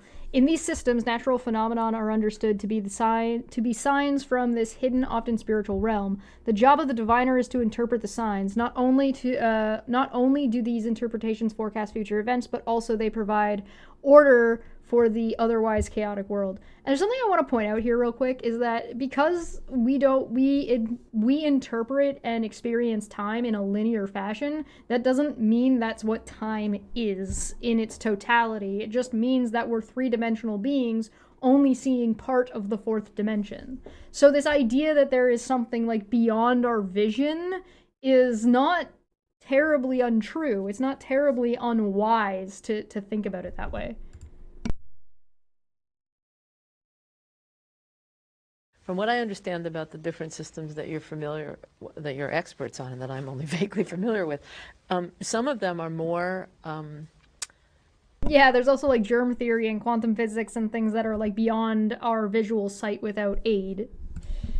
Predetermined in that, if you look, for example, at the Mesoamerican traditions, it has a lot to do with astrology and the motions of the heavens, and then interpreting that. A lot of interpretation as, which is portentous, which is important, which is not. And then the systems that both of you are familiar with seem more related to human actions, and then trying to interpret those the results of those actions as meaningful in this more cosmological context, but that it's not a direct phenomenon that's kind of going to repeat itself, and then you have to read something into it. What happens, at least in the Mesoamerican tradition, is that a series of ritual activities are created, of which divination is one, this interpretation, which is designed to bring people into some collaboration with, to some synchronicity with these patterns of cosmological important power. It's really sometimes very simple to find the pattern, and sometimes it's very complex. It's very difficult. Sometimes there's no pattern, and we just made it the fuck up. Perceive this world, because at least in the Mesoamerican world, the material world itself is understood to be a shell, an outer shell of fire that's inside, a spiritual fire that's in wood, it's in hair, it's in bones, it's in everything. And so there's this relationship of having to discern what is sometimes visible and sometimes rather invisible. And it seems to me that it really becomes the role of the human diviner or of the dreamer to be able to perceive this relationship between the unseen that shows itself often in a scene object, but it has to be interpreted as to what is its purpose and how does that fit with the larger process. I think as we currently understand the evolution of divination in the Chinese context, that was a process of interpretation and divination that that developed out of other forms. And so what the oracle bone divination that I've done some work on doesn't seem to be precisely that sort of engagement with the unknown, but it then becomes replaced by, and particularly in common usage, the type of divination practice that it then feeds into the I Ching and other texts that are interpreted by individuals as ways in which to understand the natural world and how that reflects the cosmos and so forth. The process of divination in performance in Yoruba society and Yoruba culture, in Ifa divination, clearly supports a number of issues that both of you have raised. First of all, it is assumed that we live in a highly complex world. And the cosmos, of course, is defined in such a way that it's a troubling place. There are three tiers. You have the first tier, which is heaven, the abode of the gods and the supreme God. And then you have the world in which we are in, called Aye. And then you have the underworld, the place of the ancestors, and so on. The three are connected in the sense that you can move from one to the other, but the world, the earth itself, is the most turbulent part. That is the abode of humans. And that is why, in fact, divination is so important, because we really don't understand what is going on there.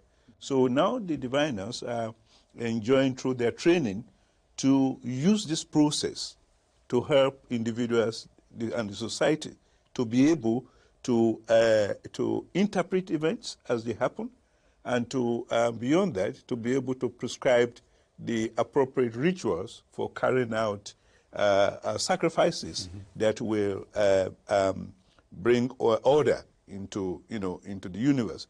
So diviners, Babalawos, the diviners are interpreters of tradition. They're interpreters of culture. They're also interpreters of events in the world. It's assumed that these events are not known to us. We don't have the visible eyes to be able to see what is going on. And hence, Ifa has to be consulted to unravel to us what we do not know. I wanted to know a little bit more about the relationship between divination and sacrifice in the Yoruba context. Yeah, yes. A sacrifice is very pivotal to divination and vice versa. When the divination is performed, the diviner reads the sign, and the diviner will take the client, the kinds of sacrifice that the clients should perform to be able to correct the problems or to solve. I might be able to explain that, Smitty. Templar had said the concept of honesty itself is a LARP. and somebody is asking to explain how the concept of honesty is a LARP, it's because it's based on perception. It's based on perception and experience. So just because you're being honest doesn't mean what you're saying is true, right? Or factually based. So because so much of it is a matter of perception, it's as honest as you might be trying to be, you can never truly actually be being honest. And there's also like things about yourself that you don't consciously really pay attention to or even necessarily know. And that's only, some of those things you can only know about yourself if you spend a lot of time in self-reflection, and most people do not spend enough time in self-reflection and ironically an honest attempt at self-reflection in the first place. So like anytime somebody is trying to be honest, because it's just all you can really do is make an attempt, you're LARPing because you know that you're not honest. Right? You are not an honest agent of yourself, right? So like anytime somebody says like, they're telling a story about themselves or they're telling something about themselves, they're still only going to, they can't tell you 100% of what's going on. So much of it is based on interpretation and perspective. And you're always going to be biased towards information that you have that somebody else doesn't have. So the whole thing, communication, all of it is just kind of a LARP. It's still necessary. It doesn't invalidate it. It's just, at least that's my thoughts on it. Templar, please feel free to answer his question. Some of the solutions. It varies from, a simple sacrifice of just say you take a cola nut and throw it out, or give a shoe, a gift, or you take a rooster and you kill it and put it at the road junction for the gods to, to take. The divination process will identify the nature of the problem.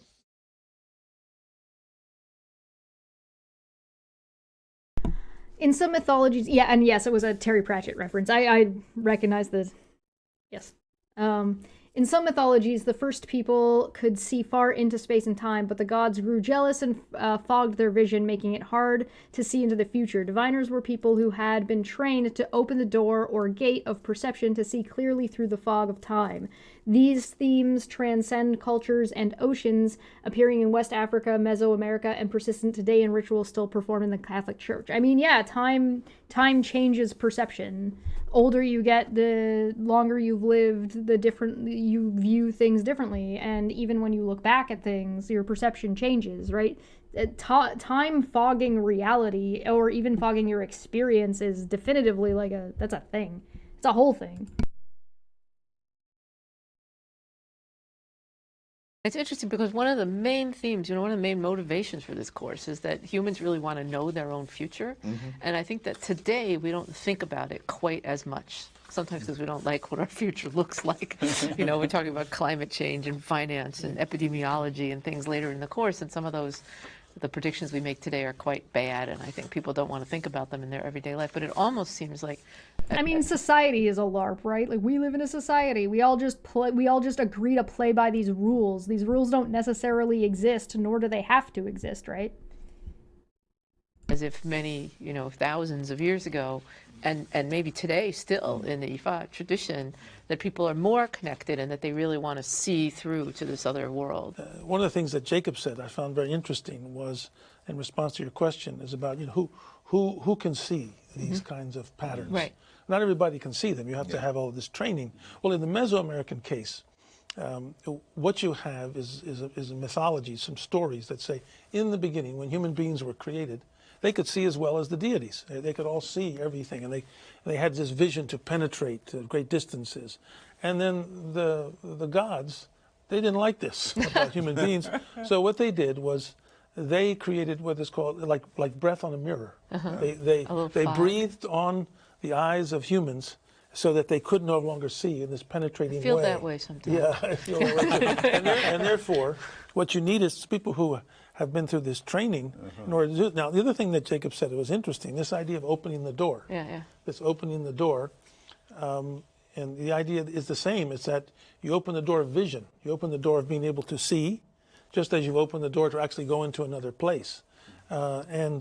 And so what I'm talking about here is, getting back to my cosmic understanding of this, is that in Mesoamerica, in the beginning, you have this kind of paradise where things were really, and then there's a break. Some people were pushed out the door.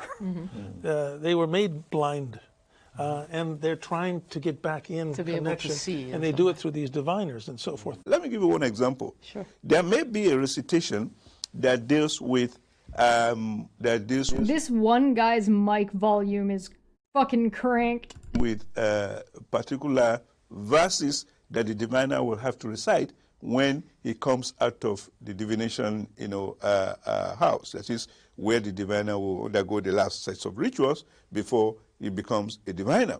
Now, this particular sets of verses are very dangerous in the sense that they are used to open the door, to open the gate.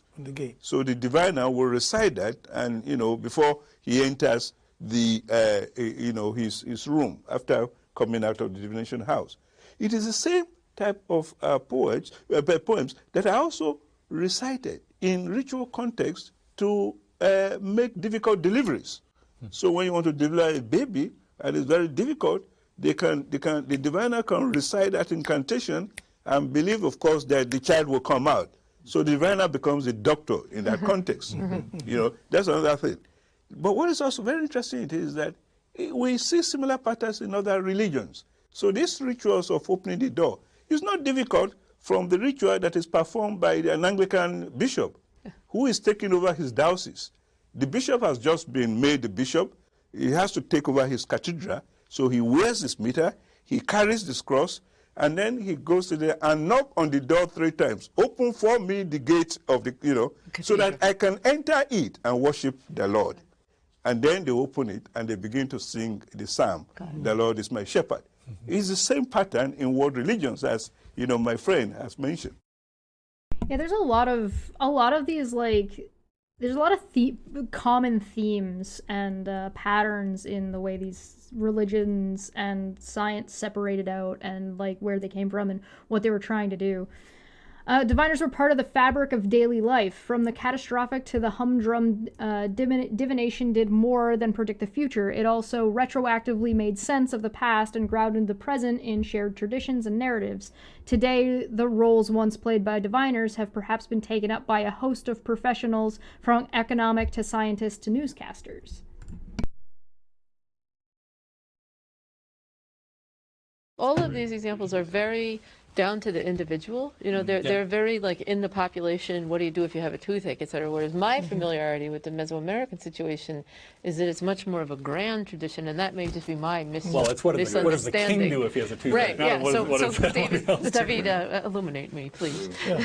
No, in the Mesoamerican tradition, then and today, it's still very much like this. I mean, I brought along a couple of books here. One has to do with the soothsayers and the omens, and it has to do with the details of everyday life, absolutely. When you hear an animal, you see something cross your doorway, you hear a sound. All of these things then activate this, what you're talking about, this ability to see and understand what it means. And does it mean something is coming? And so is it, what Rowan suggested a minute ago, is that the reason that I associate sacrifices with big grand events is because the ones you read about in these books are when the king had a toothache or something like that. So, but are you saying then that everyday people in, I don't want to lump all of Mesoamerica into one society, but in various Mesoamerican societies, you would consult diviners in the same way, in a kind of everyday practice? The same thing. These soothsayers and diviners, they're in the neighborhoods. They're all around. Every barrio has them. Streets have them. So they're a part of the everyday life. If you take a look at, the Mesoamerican world, they also were very worried about their future. There's a lot of a lot of divination brings bad news. And they're very, what I get when I look at the Aztec omens is a sense of being very connected, what we would kind of call hyper-connected to their cosmology, to nature, and needing to read every sign. As a parent might with a child who comes in and coughs or is a little bit sore, and all of a sudden you're worrying, Well, I think that's very much the case. I don't know how it is in China, but there's a tremendous sensitivity to dangers in the environment that have to be divined in order to be protected against. Well, this brings up another question, which is looking for answers versus being given answers that you didn't even ask for. So in other words, like we were talking with Sarah a few minutes ago about comets, and you know, comets happen whether you want them to or not, right? But bones don't burn on their own, right? And so at some level, you're sort of tapping into this energy, and other times it's kind of screaming at you, you know, with these. And so are there any important distinctions there in terms of looking for the information versus it being kind of foisted upon you, or did they think that it was all there and that they're just kind of looking for it? Well, no, in the Aztec case, although it absolutely is foisted upon you in some sense, you know, in the example that I wanted to give was, so what happens is that Mesoamerica and central Mexico is sort of at the height of its power, and in 1517, 1518, 1519, these ships start to show up on the coast. No one ever expects the Spanish Inquisition. Up to the Central Plateau and Aztec. Except apparently they think they predicted it. To divine who are these people? Where are they? What pattern do they fit within? So immediately they're doing this, and that's actually a really interesting, or an interesting thing to think about, because they would have been asking their soothsayers about, hey, who are these aliens? What are they? Where are they coming from? How do they fit into our schema? Spaniards come.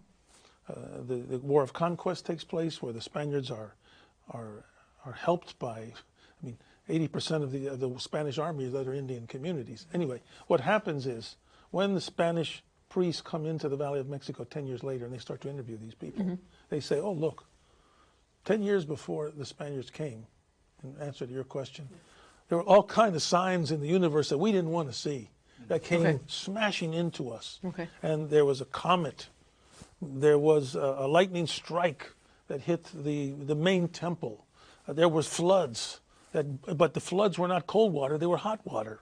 There was a being who appeared with two heads. And basically the cosmos itself is erupting against them. And what they're saying to me is, look, the Spaniards came and they conquered it, but it wasn't the Spaniards. Our cosmos turned against us. There's a retroactive kind of application of correlative cosmology in the Chinese case too, because one of the most important moments that is directly related to the inscriptions we find on oracle bones. Yeah, it's absolutely retconning. It's like, oh, we didn't there were all these signs that we didn't notice or understand the pattern of. And it's like that's the definitive part, right? Well, what's the word? Hold on. There's a word for it. Deterministic. Right, that's the deterministic part of like the cosmology, like the astronomy part of it is deterministic. Relates to the conquest of the Shang by the Zhou, which happened around 1048 or 1049 BC, and although we don't find much evidence in the inscriptions on oracle bones for this notion of looking for omens and correlating them with the stability of the state and so forth. Retroactively, one of the reasons that is given for the demise of the Shang and the rise of the Zhou is the ineptitude and licentiousness of the ruler of the Shangs, and consequently the universe has been thrown out of whack. I think I'll consider myself pretty lucky. Do not be surprised when people start doing that with the United States. And like viewing the fall of the United States quote unquote empire. That I grew up around the time when these events are still pretty active in the Yoruba world. In the 50s and 60s, at a time when there's a thunder strike, someone is dead, the diviners or the devotees of the gods are there. To be fair, it'd be pretty rad to be somebody who got hit by lightning in, like, the middle of town in, like, fucking ancient Thebes. And just, like, so you're, like, now some kind of divine individual at that point. To take care of the dead. And, of course, they've given it different meanings and interpretation. And the diviner will have to determine actually what happened, why he died, what he or she stole, and then they make the right sacrifices. even till today. All the hurricanes and stuff, yeah. When some of these rituals these festivals have disappeared, but some are still there, like the King's Festival in most places. The diviners, of course, play the most pivotal role in telling the king or determining or telling the society and the community what is in store for them. Like I said, I think in the previous conversation we had a few days ago, that divination itself tells us about the events. Divination tells us about what will happen in the near future, or may even interpret what happened in the past, and then of course the present. And this is why they often say that bí oníṣẹ́rí kọ́ ni àná rí, ló mú babaláwo dá Ifá ọ̀rọ̀rún. What today is different from what it was yesterday, and will be different from what it will be tomorrow. And that's what makes the diviner consults divination regularly for the sake of the community. So in direct response to your question, it's both. It's a question of, you go into them, they also come to you. Because to be human itself is to live your life in the community. And to live your life in community is to be open to all these soul forces. And hence the importance of the diviner in helping you understand the nature of the community, the nature of the society, the events that are taking place, and of course how to sort of deal with those events. I think the need for divination is a human need. Yes. But I think that what has happened in U.S. society is the diviners are now the news people, and you go to them to find out what's going on, not only with the weather, but what are we in danger, what's happening. So you still have that kind of role for someone who is a diviner or who can predict the future. If you think of other modern forms of prediction, think of a climate scientist or, God forbid, an economist, okay? Those people are not consulted on a daily basis, sort of how should I live my life? I think that our rulers certainly do. I mean, they're consulting both the newscasters who are talking with talking heads who are interpreting the politics of the day and the economists who are regularly the politicians do listen to the economists. Regular people do too. Actually, that's true. I mean, if you think about whether or not to decide on a big purchase, you are listening to the economists in terms of how the future of the economy. Different than an economist. I know, but a different type of prediction. Great. Well, so I just want to thank everybody for coming, and I thought this was a great conversation. Thank you. Thank you. Thanks. Yeah, very interesting. Like, it's interesting to kind of look at things that we used to do and how some of those things are things that we still do now. Like, people are people. People are people, and we're going to keep being people. Like, we're not going to stop trying to predict things. We're not going to stop trying to see the future. We're not going to, it's just whether or not the tools that we're using are effective, and if we can make those tools more effective. But I think that's all super interesting. This is going to be it for me for today. So the next thing is, oh no, I get to do a quiz. Oh no! So we're going to do the quiz tomorrow. Oh no! I don't know what we were oh no! I didn't even take any notes. Oh. Alright, well, join us tomorrow for a quiz. I'm going to get out of here. I'm going to be live playing Final Fantasy soon over on Lower and Gvid's channel. And we'll talk about Final Fantasy VII stuff, and hopefully we'll be finishing that today. I would do it right now, but I have another stream to get to, and I need to have a shower because I feel gross and icky and sticky. Thank you so much for joining me. See you guys tomorrow. Bye!